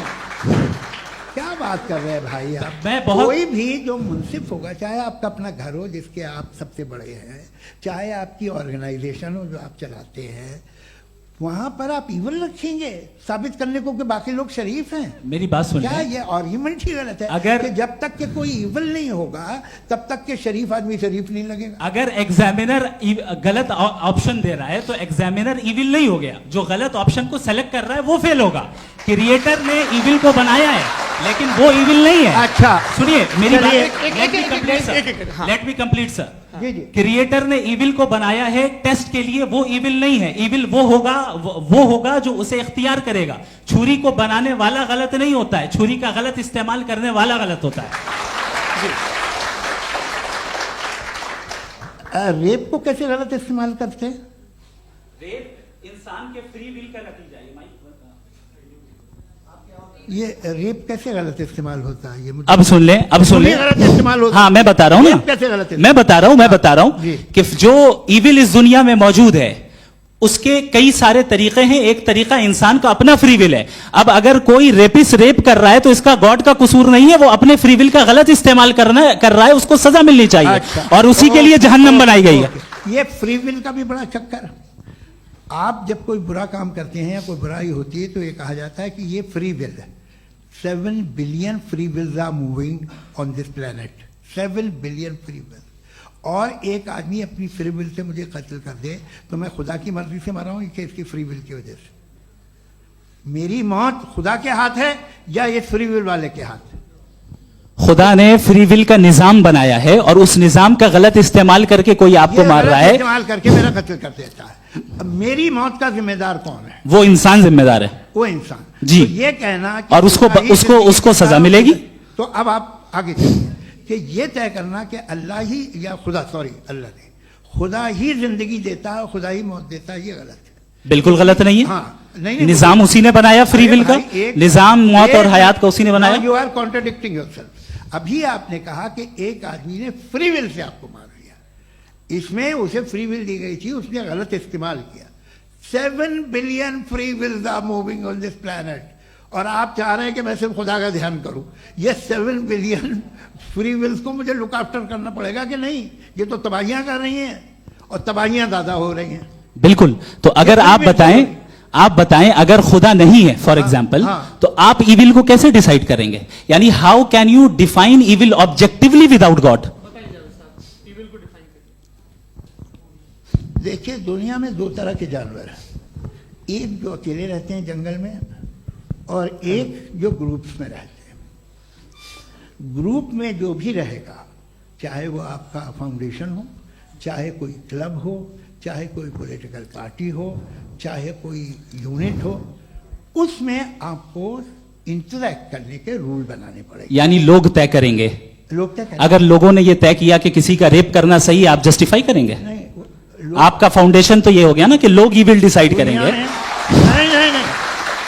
अरे दुनिया में ऐसे ग्रुप्स हैं जो रेप को जायज मानते हैं सर्टेन हालात में। मैं डिटेल में नहीं जानूंगा, आप भी जानते हैं। ये जो आईसिस वाले थे जिन्होंने क्या किया था, तो उन्होंने क्या किया उसका खुदा से कोई ताल्लुक नहीं है सर। मैंने सिंपल सवाल किया कि इविल को आप डिफाइन करते कैसे हैं? आगे वापस आइए जी। आप साथ में तभी रह सकते हैं जब कुछ आप ऐसे उसूल डेवलप करें जिसमें हर एक का बेसिक तहफ़्फ़ुज़, हर एक का बेसिक राइट हो और हर एक को कोई आराम मिले। यही तरीका है किसी भी ऑर्गेनाइजेशन जिसमें एक से ज़्यादा लोग हैं और वो ऐसे चलती है ज़िंदगी। उसमें अगर आप गड़बड़ करेंगे तो तबाही होगी, नुकसान होगा, बर्बादियाँ आएंगी। और अगर उसमें आप घर ले लीजिए ना, एक हस्बैंड है, एक वाइफ है, बच्चे हैं, वालदा भी हैं, 2 बहनें भी हैं, एक भाई भी है। अब इसमें कोई निज़ाम आपको चाहिए साथ में रहने का और एक दूसरे पे भरोसा रहे, एक दूसरे के बहीख्वाह हों, एक दूसरे की मदद करें, ऐसी जिंदगी। सर आपकी बात आ गई। आप ये कह रहे हैं कि लोग डिसाइड करेंगे क्या सही है क्या गलत है, यही है? मेजॉरिटी डिसाइड करेगी क्या सही है क्या गलत है? अरे भाई बिल्कुल। मेजॉरिटी अगर ये कहे कि नाजी जर्मनी के साथ जिस तरह मेजॉरिटी थी कि जेनोसाइड करना सही है, आप जस्टिफाई करेंगे? उस वक्त आपका ये सवाल सिर्फ उसके बाद क्लोजिंग। हाँ, उस वक्त प्लेनेट पे जो लोग थे, हाँ। उनमें कितने लोग हिटलर को सही समझते? अच्छा, प्लेनेट की मेजॉरिटी तय करेगी सोसाइटी की नहीं। प्लेनेट की मेजॉरिटी गॉड के एग्जिस्टेंस को सही मानती है, आप क्यों नहीं मानते? ये हेलो ये क्रॉस क्वेश्चन का राउंड यहाँ पर समाप्त होता है। और ये बड़ा अच्छा है कि इस तरह से फ्रेगमेंट कर दिया गया है ताकि जो मरकरी ऊपर जा रहा है नीचे जवाब दे दूं। जी। प्लेनेट की ज्यादातर मेजॉरिटी कुछ दूसरे मजहबों के खुदा को मानती है। आप उन्हें क्यों नहीं, आप तो मेजॉरिटी की बात कर रहे अच्छा, हैं। ये मैंने क्लोजिंग majority की बात- आप ये कह रहे हैं इविल और गुड को डिसाइड मेजॉरिटी करेगी। मेजॉरिटी जो कर दे वो सही हो जाएगा। अरे क्लोजिंग इसको जैसा आप ही लोगों ने तय किया है उसी फॉर्मेट को फॉलो कर लेते हैं। हाँ। भाई मैंने तो भले लोगों पे एतबार किया और तब मॉडरेशन तय किया। जी आपके पास 5 मिनट का वक्त है, क्लोजिंग आर्ग्यूमेंट है, उसके बाद हम ऑडियंस से क्वेश्चन आंसर लेंगे जावेद साहब की क्लोजिंग आर्ग्यूमेंट के बाद। ओके, टाइम स्टार्ट्स बहुत शुक्रिया जी। हमारा जो टॉपिक है डज गॉड एग्जिस्ट, मैं इस पे इतने एकेडमिक तैयारी करके आया था, मुझे था कि मैंने सोचा था कि कई सारे मैं आर्ग्यूमेंट्स दूंगा, लेकिन वक्त की भी किल्लत और जावेद साहब बार बार इधर उधर चले जा रहे थे तो उसको भी थोड़ा एंटरटेन करना पड़ गया। डज गॉड एग्जिस्ट पे मैं एक ही आर्ग्यूमेंट दे पाया, आर्ग्यूमेंट्स बहुत हैं और डेफिनेटिव आर्ग्यूमेंट्स हैं, और मेरे आर्ग्यूमेंट को किसी एक राउंड में भी इन्होंने एंटरटेन नहीं किया और रेफ्यूट नहीं किया, एक राउंड में भी नहीं, एक राउंड में भी नहीं, और ना ही अभी आपका क्लोजिंग आर्ग्यूमेंट आएगा, नहीं, वो बता देना। Argument of contingency sir. अरे मैं आपसे कई बार कह चुका हूं कंटीजेंसी का मतलब अब मैं कैसे समझाऊं आपको, आपस में हाँ आप और कितने आसानी से समझाऊं मैं, मुझे तो नहीं समझ में आ रहा है। बस आप अपनी आर्ग्यूमेंट ऑफ कंटीजेंसी उर्दू में बोल सकते हैं। हाँ आप अपनी बात पूरी कर लें जी, आखिरी 4 मिनट। दूसरी चीज, just a minute please ma'am, can I talk? दूसरी चीज ये है कि आपने एक तो इसका जवाब नहीं दिया, दूसरा आपने गॉड के ना होने पर कोई डेफिनेटिव आर्ग्यूमेंट नहीं दिया, सिर्फ मजहब पे बात कर रहे हैं आप। मजहब तो आज हमारा टॉपिक ही नहीं था, आज तो हमारा टॉपिक हो आप मजहब से ले लेकर आईएस तक चले गए। भाई हमारा क्या ताल्लुक है उससे, वी कंडेम देम, और उसका गॉड से क्या ताल्लुक है? अगर कोई गलत काम कर रहा है, किसी ने किसी को कत्ल किया, किसी ने किसी का रेप किया, उसको सजा मिलनी चाहिए, और आपके पास कोई भी rational strong foundation of morality नहीं है। आपने कहा कि मेजॉरिटी तय करेगी सोसाइटी की, वो सही होगा। मैंने कहा हिटलर को फिर आप सही कहेंगे, नहीं नहीं नहीं नहीं, प्लैनेट की सोसाइटी की मेजॉरिटी तय करेगी। तो प्लैनेट की मेजॉरिटी गॉड के एग्जिस्टेंस को मानती है, आप कह रहे हैं ये रिलीजियस है, तो यानी आपके पास कोई स्ट्रॉन्ग फाउंडेशन नहीं है ऑब्जेक्टिव मोरालिटी का। ऑब्जेक्टिव मोरालिटी का अगर कोई फाउंडेशन है तो वो सिर्फ गॉड है, गॉड है, गॉड है। थैंक यू जी। ये मुफ्ती शमाइल नदवी साहब का क्लोजिंग आर्ग्यूमेंट था। अब हमारे पास जी जी ये बड़ा अच्छा है कि दोनों लोगों को मॉडरेटर से शिकायत भी और बोल रहे भाई हमारी शाबाशी भी तो करते चलो। अब मेरी बात जी आपके पास जावेद अख्तर साहब 5 मिनट का वक्त है, ये आपका क्लोजिंग आर्ग्यूमेंट है, टाइम रीसेट कर दें जी। देखिए बहुत सारी बातें हैं। गॉड का डेफिनेशन दुनिया के किसी भी रिलीजन में है कि वो ओमनीपोटेंट है, ओमनीप्रेजेंट है, he is just, he is kind, he loves you and so on.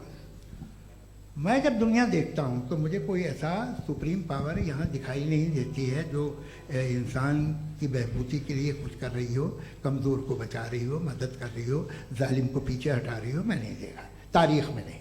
एक तो अगर है और ये देख रहा है तमाशा तो उसका होना न होना बराबर है। दोयम ये कि ये जो है जब आप ये कहते हैं कि कायनात जिसकी कंटीजेंसी है, मैं देखिए वो लफ्ज़ इस्तेमाल किया मैं, तो ये कैसे हो सकती है भाई?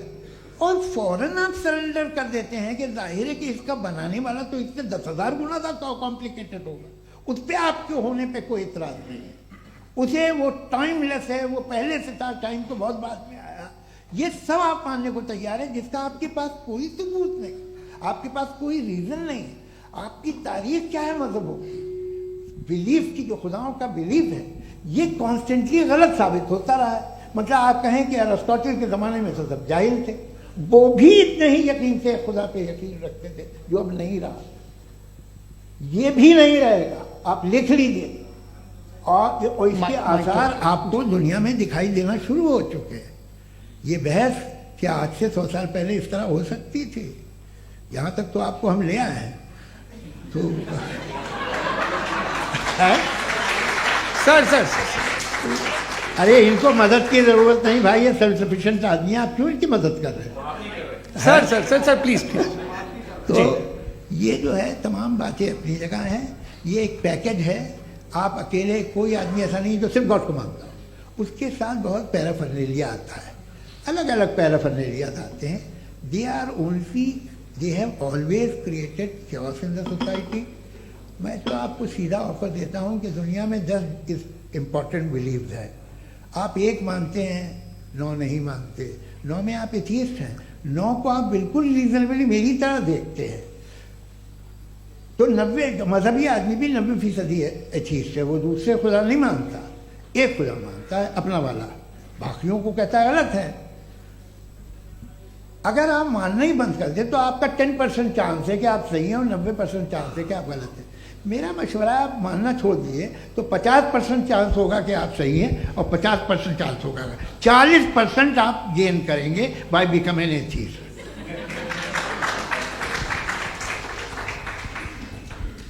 ये एक फरसूदा ख्याल है, ये ख़त्म हो रहा है। हो सकता है मेरी ज़िंदगी में ना हो, लेकिन ये हो जाएगा। जो बातें ये इनको आप मेटाफिजिकल ये वो ऐसे रिस्पेक्टेबल टर्म दे दिए, ये तो उन लोग के हैं जिन्हें ना फिजिक्स मालूम थी ना मेटा मालूम था, ये उन्होंने आपको दिए हैं।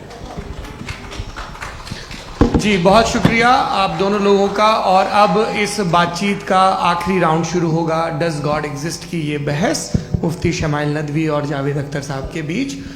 आप लोग अपने अपने हाथ ऊपर करेंगे, मैं यहाँ से तय करूँगा। और माइक हमारे पास है क्या? एक ही माइक है ऑडियंस के लिए? 2 माइक है, एक इस तरफ एक इस तरफ, ठीक है। तो जी सबसे पहले हमारी सहयोगी है मारिया शकील जी, पूछिए सवाल। थोड़ा सा रुकेंगे ताकि कैमरे का फ्रेम आप पर आ जाए, आपकी तो प्रैक्टिस है टीवी की। जी नदवी साहब, मैं खुदा को मानती हूँ, पहले मैं इसी प्रमाइस से शुरू कर रही हूँ और ये बता रही हूँ आपको, मैं मानती हूँ। लेकिन कुछ सवाल हैं जो जावेद साहब ने उठाया, उसका जवाब आपको देना चाहिए। पहला सवाल ये कि गजा में सालों से छोटे बच्चे मर रहे हैं, वो उनको अगर खुदा मर्सीफुल है, हम मानते हैं कि अल्लाह ताला में बहुत ताकत है, तो वो बच्चे क्यों मर रहे हैं? दूसरी बात ये कि अगर कंटिजेंसी की जो आप बात करते हैं, पूरे मुस्लिम ममालिक मिल करके भी उन गजा के बच्चों को क्यों नहीं बचा पा रहे हैं? क्योंकि अगर वो चाहते, क्योंकि अल्लाह ताला उन पर हुकूमत करते हैं, सब पर हुकूमत करते हैं, तो वो उनको क्यों नहीं बचा? जी थैंक यू वेरी मच। बहुत अच्छा किया आपने इस चीज़ को जिक्र कर दिया, मैं इसको और अच्छे से एक्सप्लेन करने की कोशिश करता हूँ। देखें, जहाँ तक आपने कहा कि गजा के बच्चों को मारा जा रहा है, देखिए 2 वर्ल्ड व्यू है, एक एथीस्टिक वर्ल्ड व्यू, एक थीस्टिक वर्ल्ड व्यू है। बच्चे मर रहे हैं दोनों वर्ल्ड व्यू में, लेकिन हमारा वर्ल्ड व्यू कह रहा है कि रिकॉम्पेंस है, ये कह रहे हैं कि उनका मरना बेकार जाने वाला है, कोई उसका रिकॉम्पेंस नहीं है, चूंकि इनके यहाँ आखिरत और अल्लाह का कोई तसव्वुर या गॉड का कोई तसव्वुर नहीं है।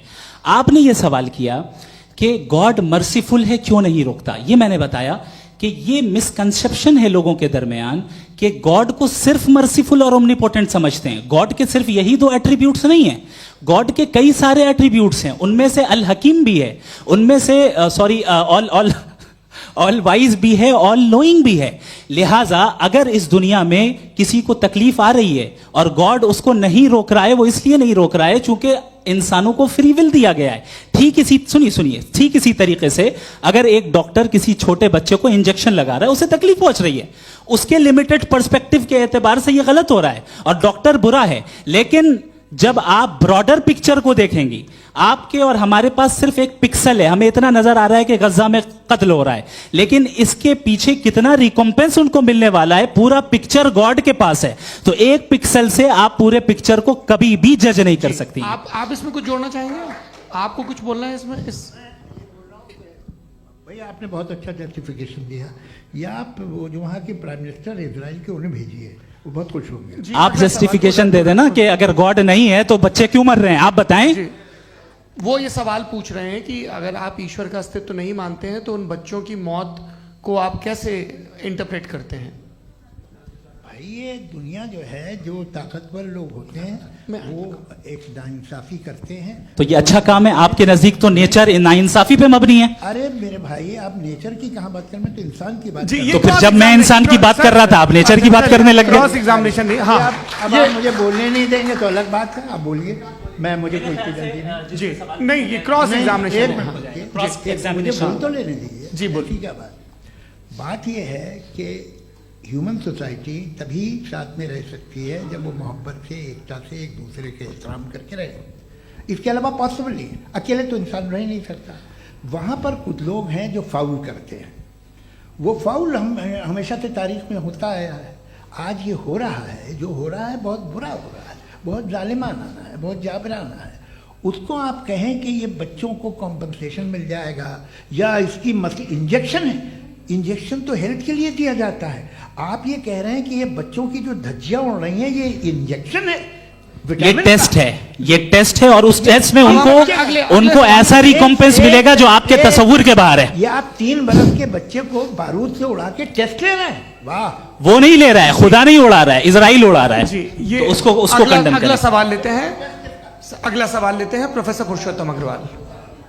मुफ्ती साहब, एक निवेदन आपसे है कि कम से कम थोड़ा सा माइक क्लोज एक रखिए। रिलीजियस और फिलोसफिकल कर रहे मैम प्लीज। एक रिलीजियस और फिलोसफिकल ट्रेडिशन है जो ब्रह्मांड को यानी यूनिवर्स को ही अंतिम मानती है। सर्वम खलु इदम ब्रह्मम, this is Chandogya Upanishad, and it completely rules out the existence और नेसेसिटी, आपके शब्दों में necessity of a creator. The creation itself is the creator. तो एक मिनट प्लीज। दूसरा जो सवाल आपने अभी, जो आप बार बार कह रहे हैं कि भगवान विद्वान भी है, वाइज, सब जानने वाला, तो अगर विजडम में दुनिया भर के पापों और अत्याचारों को बर्दाश्त करना शामिल है, तो फिर इसका मतलब ये हुआ कि अगर मैं फ्री विल से उसको अपोज करता हूं तो ईश्वर की विजडम और मेरी फ्री विल में कॉन्ट्राडिक्शन है। Because when I am opposing whatever is happening in Gaza, then I am opposing the God's will और गॉड्स विजडम। जवाब लेते हैं क्योंकि तो गॉड की विजडम में, एक मिनट सर प्लीज सर, ये एक जुमला, गॉड की विजडम है कि गाजा में जो कुछ हो रहा है वो हो रहा है, मैं उसका अपोज कर रहा हूं, तो मैं गॉड की विजडम के खिलाफ जा रहा हूं। एक सवाल। दूसरा ये नहीं, आपने 2 ऑलरेडी। सर आप और सवाल कर लें, लेकिन मुझे 2 जवाब दे सर, दें। सर, पहले आपने ये कहा, सुनिए मेरी बात सुनिए। भाई, इजराइल के गॉड के मुताबिक तुम्हारा ठीक हो रहा है ना? नहीं हो रहा है, ठीक नहीं हो रहा है। मैं बता रहा हूं क्या हो रहा है। आप तशरीफ रखिए, मैं बता रहा हूं क्या हो रहा है। Late me complete please. एक सेकंड गाइस, एक सेकंड। ये देखिए, ऐसा है कि ये सब बड़ा आपस में विचार विमर्श के बाद ये तय हुआ था कि कुछ नियम बना लिए जाएं ताकि एक टाइम बाउंड बातचीत चले। और भाई साहब, आप बड़ा जरूरी काम कर रहे हैं, लेकिन कैमरे के फ्रेम में आके उस काम को गड़बड़ कर दे रहे हैं। ठीक है गुरु, अब मेरे को कहीं का गुस्सा कहीं निकालना था, सॉरी। नहीं, कोई गुस्सा नहीं है जी। तो प्रोफेसर ने सवाल पूछे, आप उनके जवाब दें, और थोड़ा ये सब लोग थोड़ा ख्याल रखें भाई, सवाल संक्षिप्त रखें जी। आपने 2 सवाल किए। सबसे पहला ये कहा कि हमारे पास ये कॉन्सेप्ट है कि ये यूनिवर्स खुद नेसेसरी बीइंग है, creation itself is the creator. How irrational is this कि मैं एग्जिस्ट करूंगा बाद में, लेकिन अभी एग्जिस्ट कर भी रहा हूं, यानी एक ही टाइम में एग्जिस्ट भी कर रहे हैं, नहीं भी कर रहे हैं। This is not true. दूसरी चीज, आपने कहा कि अगर इजराइल में, सॉरी माफ कीजिएगा, Israel doesn't exist, occupied Palestine में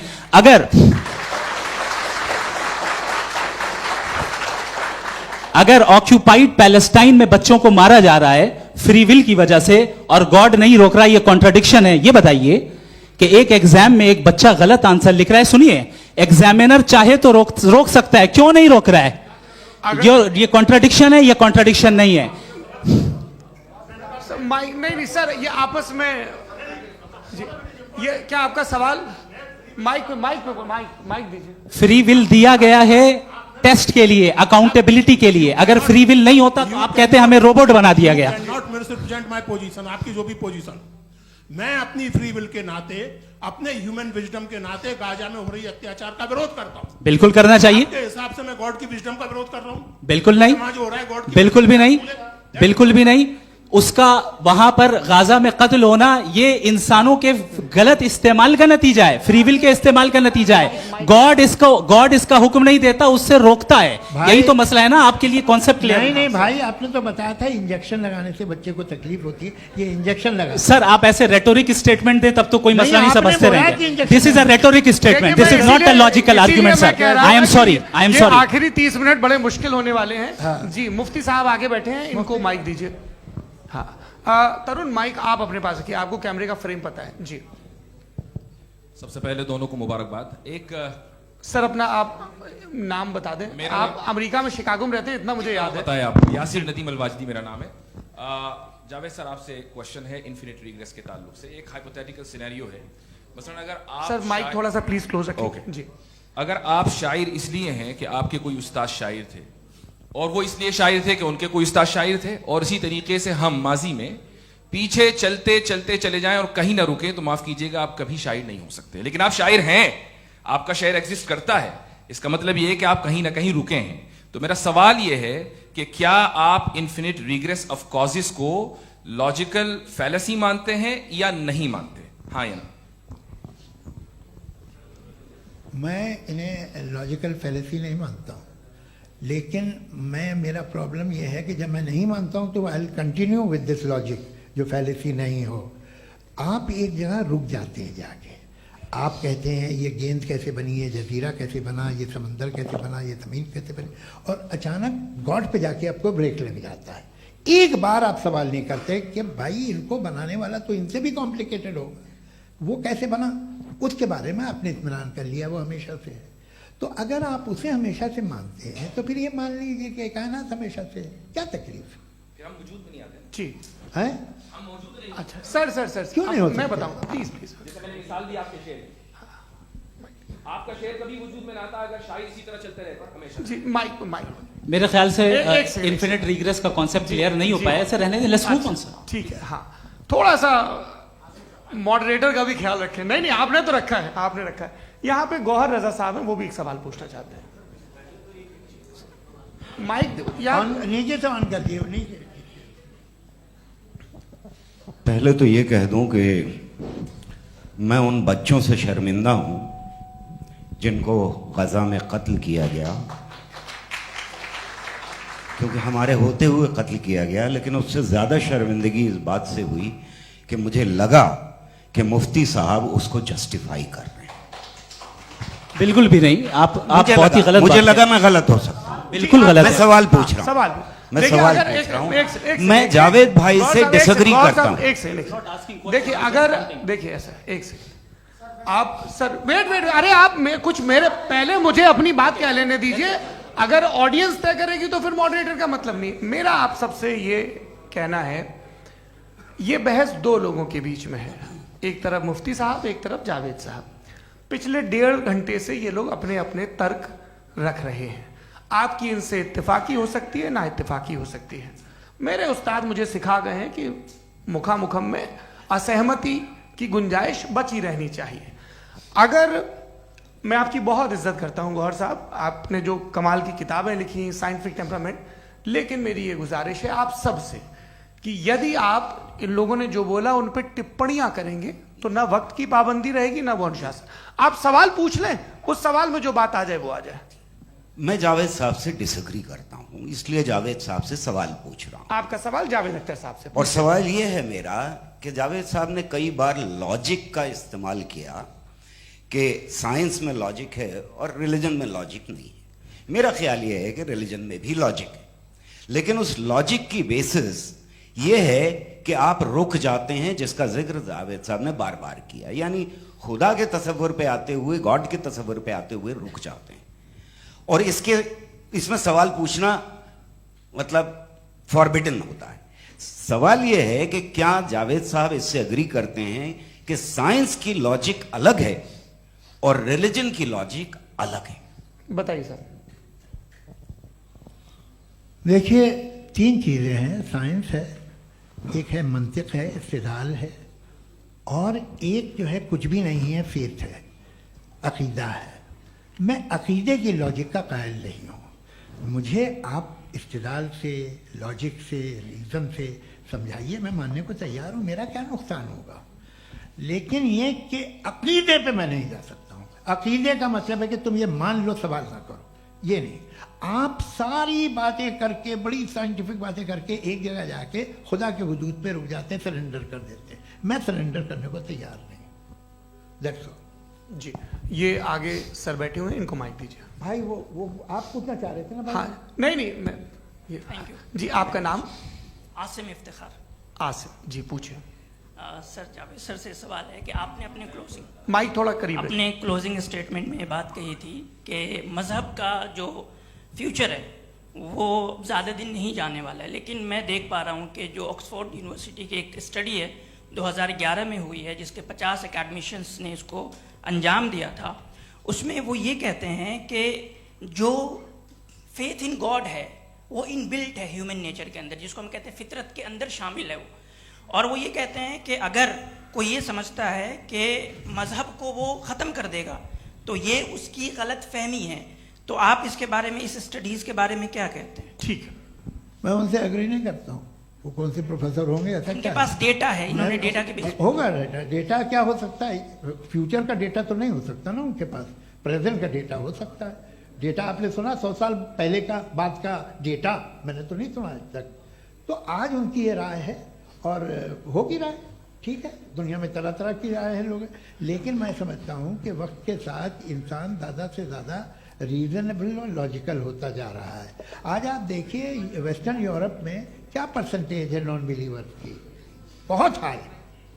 वहाँ चर्च खाली पड़े होते हैं। तो अल्टीमेटली तो इंसान कोई ऐसी बात बहुत अरसे तक नहीं मान सकेगा, चाहे गलत या सही, जो उसे उसके दिमाग को, उसके जहन को, उसकी लॉजिक को अपील न करे।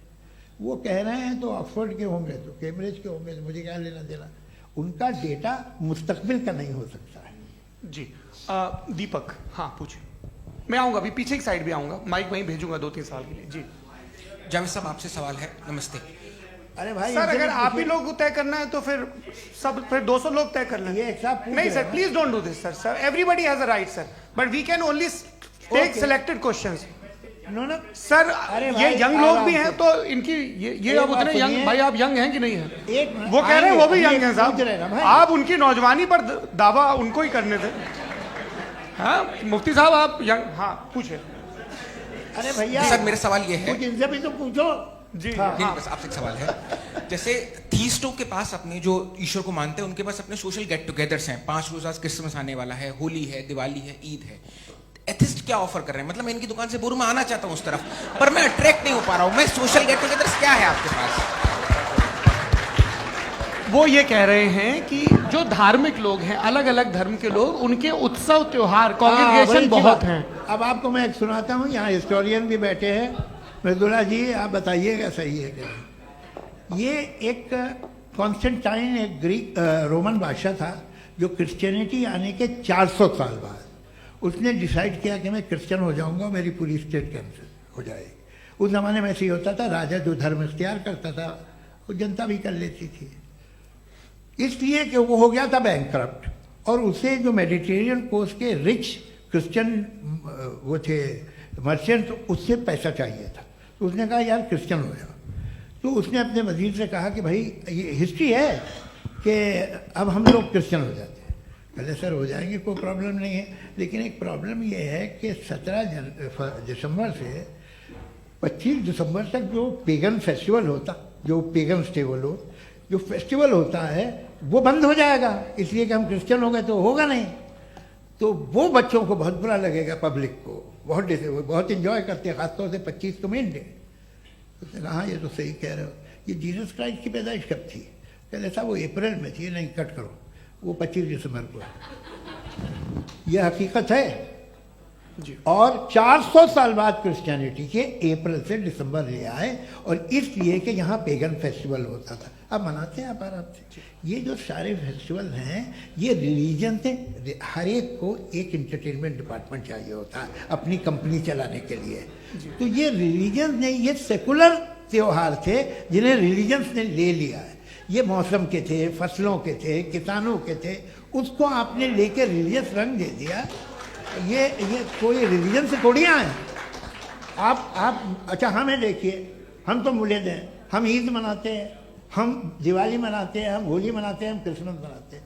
बम्बई की फिल्म इंडस्ट्री की सबसे बड़ी होली हमारे घर में होती है, सबसे बड़ी ईद हमारे घर में होती है। वो हमारी सोशल वो है, हमारा हेरिटेज है। ऐसा थोड़ी है कि we will throw the baby along with the water. ये तो अच्छी चीज़ है, इन्हें रखो, जो बेकार है फेंक दो। जी हाँ हेलो जी, मेरा सवाल नादवी जी से है। जैसा कि आपने बोला कि गॉड टाइम के भी परे हैं, और गॉड इतनी कॉम्प्लेक्स चीज़ है कि उसे ह्यूमन माइंड समझ नहीं सकता, और गॉड ने अर्थ पे फ्री विल भी दे दी है। तो आप अपना वक्त ज़ाया क्यों कर रहे हैं गॉड के बारे में बात करके? अपन को तो बात करनी चाहिए कि सोसाइटी को बेहतर कैसे करें। जी, मैं गॉड वही बताता है सोसाइटी को कैसे बेहतर करें। अभी मैं आपका जवाब देता हूं। आपने कहा कि टाइम पे वो एग्जिस्ट नहीं करता, सो मेरा सवाल ये है कि जैसा आपने बोला कि गॉड बहुत ही कॉम्प्लेक्स चीज है। मैंने कहा ही नहीं कि कॉम्प्लेक्स है, तो आपके अल्फाज हैं। कॉम्प्लेक्स का लफ्ज गॉड के लिए सुइटेबल नहीं है। क्यों? क्योंकि कॉम्प्लेक्स वो चीजें होती हैं जो ऑब्जेक्ट हो। God is not an object जिसको आप इंस्ट्रूमेंट के जरिए लेबोरेटरी में जाके टेस्ट करें, oh it's very complex. No, वो कोई कार का इंजन नहीं है। वो फिलोसॉफिकली नेसेसरी बीइंग ऐसी बीइंग है जो सिंपल बीइंग है। हाँ, आप उसको मुकम्मल तौर पे उसकी तमाम हिकमतों को जान ले और हर चीज को जान ले, ये पॉसिबल नहीं है, क्योंकि वो ऑल वाइज है, आप ऑल वाइज नहीं है, और वो खुदा है, वो आपको सारी चीजें बता दे, ये जरूरी नहीं। मेरा सवाल ये नहीं था, मेरा सवाल ये था कि जब गॉड इतना परे है इस दुनिया से कि उसने अर्थ पे फ्री विल भी दी है, हम सब ह्यूमंस की फ्री विल है, और जो सोसाइटी में हो रहा है वो अपन लोग डिसाइड करेंगे, तो अपन लोग डिसाइड नहीं करेंगे ना, अपन लोग डिसाइड नहीं करेंगे। गॉड जो है, गॉड ने वो उसकी जात, उसकी एग्जिस्टेंस टाइम एंड स्पेस से परे है, लेकिन वो हमारा टेस्ट ले रहा है और उसी गॉड ने हमें बताया कि तुम्हें क्या करना है क्या नहीं करना है, तो जाहिर है उस गॉड की बात सुनेंगे ना हम। जी, वो पीछे एक चश्मा लगाए जो मैम खड़ी हैं, उनको दीजिए। हाँ, आप जी जी बिल्कुल आएंगे। देखिए, मैं कोशिश कर रहा हूं सब तरफ जाने की। हाँ, उनको दीजिए माइक। जी, हेलो सर, मैं ओमनी प्रेजेंट नहीं हूं, टाइम पाबंद हूं, और जहां तक कोशिश कर सकता हूं करूंगा। जी, अपना नाम बताइए। मेरा नाम उर्सुला है, मैं दिल्ली यूनिवर्सिटी की एक स्टूडेंट हूं और मैं स्टूडेंट फेडरेशन ऑफ इंडिया से हूं। मेरा सवाल मुफ्ती जी से है कि इस हॉल के इस कमरे में बैठ के हम लोग रेप की मोरालिटी के बारे में फिलोसफिकली बात तो कर सकते हैं, बट असलियत ये है कि रोजमर्रा की जिंदगी में औरतें रेप के थ्रू गुजरती हैं, और हम लोग सिर्फ नंबर्स पे इस तरह नहीं देख सकते, क्योंकि कितनी औरतें हैं इन कंट्रीज में जहां पे आप बता रहे हैं कि केसेस कम हैं, जिनका एक्सेस है कि वो जाके केस फाइल कर सकें। कितनी औरतें हैं जो जिनको काम करने की आज़ादी है उन कंट्रीज में। यूरोप में ये आज़ादी आ गई, यूरोप में ये रूल्स आ गए, तो हम आज उसके बारे में बात कर पा रहे हैं। जी, जवाब। आपने ये कहा कि कमरे में बंद होकर हम लोग इस पर फिलोसफिकली बात कर सकते हैं, लेकिन हकीकत में क्या हो रहा है, वो ग्राउंड लेवल पे क्या हो रहा है, जो बहुत गलत हो रहा है, और वो सफर कर रही हैं। आई अग्री, बहुत गलत हो रहा है, और जो गलत हो रहा है उसको हमें रोकना है। और क्यों रोकना है, वो गलत क्यों है? हमारे पास इसका ऑब्जेक्टिव फाउंडेशन है, इनके पास उसका ऑब्जेक्टिव फाउंडेशन नहीं है। मैं ये कहना चाह रहा हूं कि जहां पे भी जुल्म हो रहा है, जहां पे भी औरत पे जुल्म हो रहा है, या उसकी इज्जत लूटी जा रही है, या उसे तकलीफ पहुंचाई जा रही है, और सिर्फ औरत नहीं, किसी इंसान के ऊपर भी जुल्म हो रहा है, तो उसके खिलाफ खड़ा होना, ये मोरालिटी हमारे पास गॉड के पास से आई है। वरना जावेद साहब तो कह रहे हैं कि जो है मेजॉरिटी डिसाइड करेगी, तो मेजॉरिटी तो कभी भी बदल सकती है। क्या आप हाँ। ये थोड़ी सी आपको गलतफहमी है। मैं अगर मेरे जुमले से ये मदना निकला या मैंने कहा, तो ये जुमला मैं वापस लेता हूँ। ये मेरा मतलब ही नहीं था कि मेजॉरिटी डिसाइड करेगी। मेजॉरिटी डिसाइड करे तो दुनिया में बड़ी, वैसे आपने कहा था ये जुमला। अच्छा, हो मैं मान रहा हूँ, बाद में रिकैप कर लेंगे। अरे एक सेकंड, मैं अपनी एक्सप्लेनेशन देता हूँ। मुनासिब बात यह है कि हम सब के सब दिल में जानते हैं कि क्या अच्छा है क्या बुरा है, हमें पता है अच्छी तरह से। जो लोग बुरे काम करते हैं उन्हें भी मालूम अच्छा क्या है। यही तो सवाल था हजरत कि फिर ये मोरालिटी आई कहां से? Cross examination. हाँ जी, हाँ। मोरालिटी साथ रहने की डिजायर से आई है, यानी साथ रहकर जो कुछ कह दे, जो कुछ कर दे, वो हो जाएगा। नहीं नहीं, तो आप कायदे से रही कर सकते हैं जब तक लोगों में मोरालिटी हो, वरना क्यास हो जाएगा। ये आपको कैसे पता? जी, हमने देखा ना, जहां मोरालिटी का क्यास हो गया, हम देखते हैं। कहां पे देखते भाई? तो दुनिया में आप जो कह रहे हैं, आप कहीं पे अगर गलत हो रहा है इस बहस तो के उसको बाद आप देखिए, आप एपिस्टेमोलॉजी की बात कर रहे हैं, मैं ऑन्टोलॉजी की बात कर रहा हूं। मैं इस बहस के बाद आप दोनों लोगों को चाय पे होस्ट करूंगा, वहां पे क्रॉस एग्जामिनेशन कर लीजिएगा। अभी ऑडियंस का हक मार रहे हैं आप लोग भाई, सर जस्ट लोग हैं आप लोग। और ये भाई ये हाँ, उधर आएंगे, जी सर आएंगे। अच्छा सर, मेरा नाम लईकुर रहमान है और मैं अलीगढ़ मुस्लिम यूनिवर्सिटी का स्टूडेंट हूँ, और जहाँ तक मुझे पता है कि sir you are also product of Aligarh Muslim University. मैं भी उसी चमन का बुलबुल। हाँ सर, तो बहुत खुशी हुई मुझे जान करके कि मैं आपसे मिलूंगा। सवाल सर, मेरा सवाल यह है, सर सैयद अलैहि रहमा का नज़रिया यह था कि खुदा के वजूद को अक़ल के दायरे में रह करके तलाश करना, न कि पूरी तौर से उसका इनकार कर देना। Sir, how will you define it? नहीं, तो ये तो आप इन्हें बताइए। ये सवाल आपसे खुदा का वजूद साबित कर रहे हैं। तो सर, आपने इनकार कर रखा है, इस वजह से मेरा क्वेश्चन। उन्होंने यही सर, एक सेकंड, सर सैयद ने यही कहा ना कि अक्ल से आप खुदा के वजूद को साबित नहीं कर सकते, यही कहा ना भाई। वो उन्होंने कहा कर सकते हैं और वो कर दिया गया आज। वो फोन दो। तलाश करना या साबित करना अक्ल से नहीं हो सकता। अरे सवाल तो सुन लीजिए जी। अक्ल से नहीं हो सकता है, यही कहा ना आपने। अक्ल से हो सकता है। अरे वो यही कह रहे हैं भाई, आप बता रहे हो सकता है, वो तो कुछ और। आप अगर सर देखो नौजवान फोन ले लो, वो इतनी कमाल की यूनिवर्सिटी है। अरे भाई दे दो ना जरा, एक मिनट दे दो भाई, मेरी बात सुनो, माइक पे बोलो ताकि जो लाखों लोग देख रहे हैं। माइक दे दो ना। अरे देंगे ना माइक, तुम ठहरो तो। हाँ सर, मेरा सवाल ये था कि सर सैयद अलैहि रहमा का एक नजरिया था अपना कि खुदा का जो वजूद है उसको अकल के दायरे में रह करके तलाश करना है, न कि पूरे तौर से इनकार कर देना है। ये उनका कॉन्सेप्ट था। लेकिन मेरा सवाल ये है कि आप इसको कैसे डिफाइन करते हैं, एक्सप्लेन कैसे करेंगे, मैं आपसे जानना चाहता हूँ, क्योंकि you are the product of Aligarh Muslim University. मुझे अकल के दायरे में रख के मैंने बहुत तलाश की, मुझे मिला नहीं। हाँ ये इधर वो चश्मा लगाए जो, हाँ उनको दे दीजिए। जी जी फटाफट पूछिए, बस 5 मिनट है, 5 मिनट में खत्म हो रहा है। हाँ अस्सलाम वालेकुम मुफ्ती साहब। एंड मेरा सवाल जावेद अख्तर साहब से। क्या नाम है आपका? अरे भैया सब मुझे पूछ रहे हो। फैज पूछिए फैज साहब। तो मेरा सवाल ये है कि अभी जो एथियस्ट है वो problem of evil argument use कर रहे हैं अगेंस्ट मुस्लिम्स, राइट? कि इस दुनिया में इतना सारा इविल है और अगेंस्ट मुस्लिम तो यहाँ अगेंस्ट थियस्ट। हाँ थोड़ा सा करेक्ट कर लीजिए भाई, पूरी मशक्कत इसी बात की थी कि किसी एक मजहब पे बात न टिके। जी, तो बेसिकली ये आर्ग्यूमेंट ऐसा है कि इस दुनिया में इतना ज्यादा इवल एग्जिस्ट करता है और अगर एक ऑल गुड गॉड है तो वो रोकता क्यों नहीं है?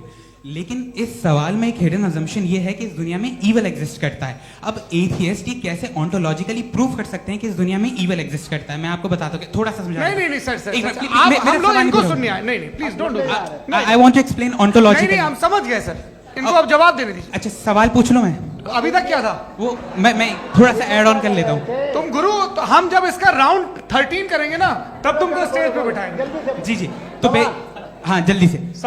तो देखिए एथियज्म के हिसाब से सब कुछ रैंडमली बन गया है, सब कुछ एटम्स और मॉलिक्यूल्स है। एक पत्थर में और मुझ में सिर्फ इतना फर्क है कि हम लोग एटम्स और मॉलिक्यूल्स का अलग अलग रीअरेंजमेंट है। अब एक पत्थर को कोई इंसान तलवार से 2 टुकड़ों में काट दे या मुझे, according to atheism it is same. There is no evil and good according to atheism. जी अच्छा, फैज साहब का सवाल ये है कि हाँ कोशिश भी करते तो इससे गलत सवाल नहीं कर पाते। एक लाइफ फॉर्म है और लाइफ फॉर्म में फीलिंग्स हैं, मतलब लाइफ फॉर्म सुनता है, देखता है, टेस्ट कर सकता है, फील कर सकता है। तो उसकी ये जो क्वालिटी इस बबल में आ गई है, वो जानवर में भी है, इंसान में भी है। तो जाहिर है कि उसे कोई तकलीफ पहुंचेगी, तो चूंकि उसके पास वो सेंसिटिविटी है तो मैं करेगा। पत्थर में वो सेंसिटिविटी नहीं है। तो ये क्या सवाल हुआ कि अगर पत्थर को काटा तो पत्थर को तकलीफ नहीं होती, तो आपको काटे तो आपको क्यों तकलीफ हो? बैठ जाइए। जी हाँ अगला सवाल। हाँ पूछे जी जावेद अख्तर साहब। अरे भैया सब आप लोग मुफ्ती साहब को छोड़ रहे हैं, तो मेरे ही पीछे पड़े हैं क्या? फिर चलो बोलो भाई। You asked how God can exist when children die in Gaza. हाँ? You asked how God can exist when children die in Gaza, and you also mentioned the rise of atheism in Europe. But the same events also are leading many atheists and non-believers to turn towards faith. How do you interpret this contradiction, where suffering pushes some away from God, yet brings others closer to belief? आपको एक बात बताऊं, दुनिया perfect तो कहीं भी नहीं है, हर जगह कुछ खामियां हैं। बेटा एक मिनट, मैं आप ही को कहेंगे, देखो वो तो कुछ खामियां, कमज़ोरियां, खराबियां सब जगह है। लेकिन अगर देखोगे ईमानदारी से कि दुनिया सबसे ज़्यादा महज़ब कहाँ है, एक आम शहरी को कहाँ हुकूक हासिल हैं, वो बोल सकता है, अपनी मर्ज़ी से काम कर सकता है, अपनी मर्ज़ी से राय दे सकता है, हुकूमत के ख़िलाफ़ बोल सकता है, बरसरे इक़्तिदार लोगों के बारे में बोल सकता है, सरमायादारों के ख़िलाफ़ बोल सकता है। तो आपको ये स्कैंडिनेवियन कंट्रीज़ में मिलेगा, वेस्टर्न यूरोप में मिलेगा। मैं नहीं कह रहा वो परफेक्ट है, बिल्कुल नहीं, वहाँ बहुत ख़राबियाँ भी हैं, परफेक्ट तो कोई। लेकिन जिन जिन मुल्कों में, लैटिन अमेरिका देखो, गल्फ देखो, वहाँ पर आपको ये ज़रूर है कि रेप नहीं होते होंगे। रेप की ज़रूरत क्या है भाई? उसको तो ख़रीद लो, घर में रखो, सड़क पर रेप करने की क्या ज़रूरत है? मगर सुनिए, मगर हकीकत ये है कि वहाँ शख्सी आज़ादी राय देने की, बोलने की नहीं है। जी, ये एक आखिरी सवाल मुफ्ती साहब से। हाँ मैम, इनको माइक दीजिए। शुक्रिया। मेरा नाम मनीषा है, मैं हरियाणा से आई हूँ। मैं मुफ्ती साहब से एक बात पूछना चाहती हूँ। आप बार बार जावेद साहब को कॉन्ट्राडिक्ट तो कर रहे हैं कि आपने ये कहा, लेकिन आप भी अजम्पशंस के बेसिस पे बात कर रहे हैं। आपने खुदा के होने का कौन सा प्रूफ पेश किया है खुदा की एग्जिस्टेंस का? अब इस सवाल को अलग रहने दीजिए, कौन एथीस्ट है कौन नहीं है। और दूसरी बात जो आपने एक छोटी सी कही थी कि ये फ्री विल का इस्तेमाल करता है इंसान अपनी, लेकिन उस फ्री विल का इस्तेमाल में मतलब खुदा ने ये दे दी सबको ये इजाजत कि वो कितना घिनौनापन और कितने ज्यादा खराब से खराब तरीके इस्तेमाल कर सकते हैं। जवाब सुनते जी। आप फ्री विल को मानती है ना, या अब कहती है कि फ्री विल नहीं है ना? मानती है ना? तो अब आपके पास इसका कोई एक्सप्लेनेशन नहीं है कि अगर एक इंसान उस फ्री विल का इस्तेमाल करके गलत काम कर रहा है और बच के अच्छी जिंदगी गुजार के निकल जा रहा है, उसका कोई रिकॉम्पेंस नहीं है। हमारे वर्ल्ड व्यू में जो इंसान गलत काम कर रहा है उसको भी रिकॉम्पेंस यानी उसका बुरा बदला मिलना है, और जो सही काम कर रहा है उसको सही बदला मिलना है। लिहाजा जो फ्री विल है वो इस तरीके से है कि एक लिमिटेड टाइम तक खुदा ने मोहलत दी है। ऐसा नहीं कि छूट दे दी, जो करना है करते रहो हमेशा। वक्त आएगा जब एग्जाम का टाइम खत्म होगा तब रिजल्ट आएगा। दौराने एग्जाम जबरदस्ती आपको नहीं बताया जाएगा। अरे भाई एक सेकंड जी, एक सवाल मुफ्ती साहब से मेरा मुफ्ती साहब से जी, रुक जाइए। आपसे फोन आप इसके बाद आपसे यही रहेंगे वो। हाँ बोलिए। मैं मुफ्ती साहब एक ही सवाल करता हूँ कि अगर जो हो रहा है फ्री विल से हो रहा है और एक दिन बरोज़ क़यामत इंसाफ होगा मैशर में वगैरह वगैरह, तो दुआ क्यों मांगते हैं लोग? दुआ मांगते हैं इसके मतलब है अभी भी उसने ये डिपार्टमेंट रखा है कि मैं रोजमर्रा की जिंदगी में बिल्कुल बिल्कुल ही कैन। तो तुम कैन हो, तुम मुझे नौकरी दिला देते हो, मेरे बेटे को ग्रीन कार्ड दिला देते हो, और 45,000 बच्चे मरते उन्हें रोकते नहीं हो। नहीं तो क्या आप ये कह रहे हैं कि इस दुनिया में जालिमों को कभी पकड़ ही नहीं होती है? अरे जो भी पकड़ होगी वो बच्चे रोते हैं। बिल्कुल देखिए, मैंने अपने ओपनिंग स्टेटमेंट में यही कहा था कि जनाब जावेद साहब सिर्फ इमोशनल आर्गुमेंट देंगे। This is an emotional argument. ये छोटे मोटे इसके पीछे का रीजन मैंने बताया क्या है, इसके पीछे का विजडम क्या है मैंने बताया। मंच से आप लोगों को सज्जनों इसलिए कह रहा हूं ताकि थोड़ा सा आपके कॉन्शियंस पे जोर रहे कि आपको ऑर्डर बचा के रखना है। वक्त तय हुआ था, ये वक्त पूरा हुआ, आपने इतने धैर्यपूर्वक सुना, मैं आप सबका बहुत बहुत शुक्रगुजार हूं। यदि इन दोनों विद्वानों की इच्छा होगी तो कभी हम इस बातचीत का राउंड 2, राउंड 3, यही तो देखिए खूबी है इंसान की कि बहस मुबाहसे में वो पड़ा रहता है।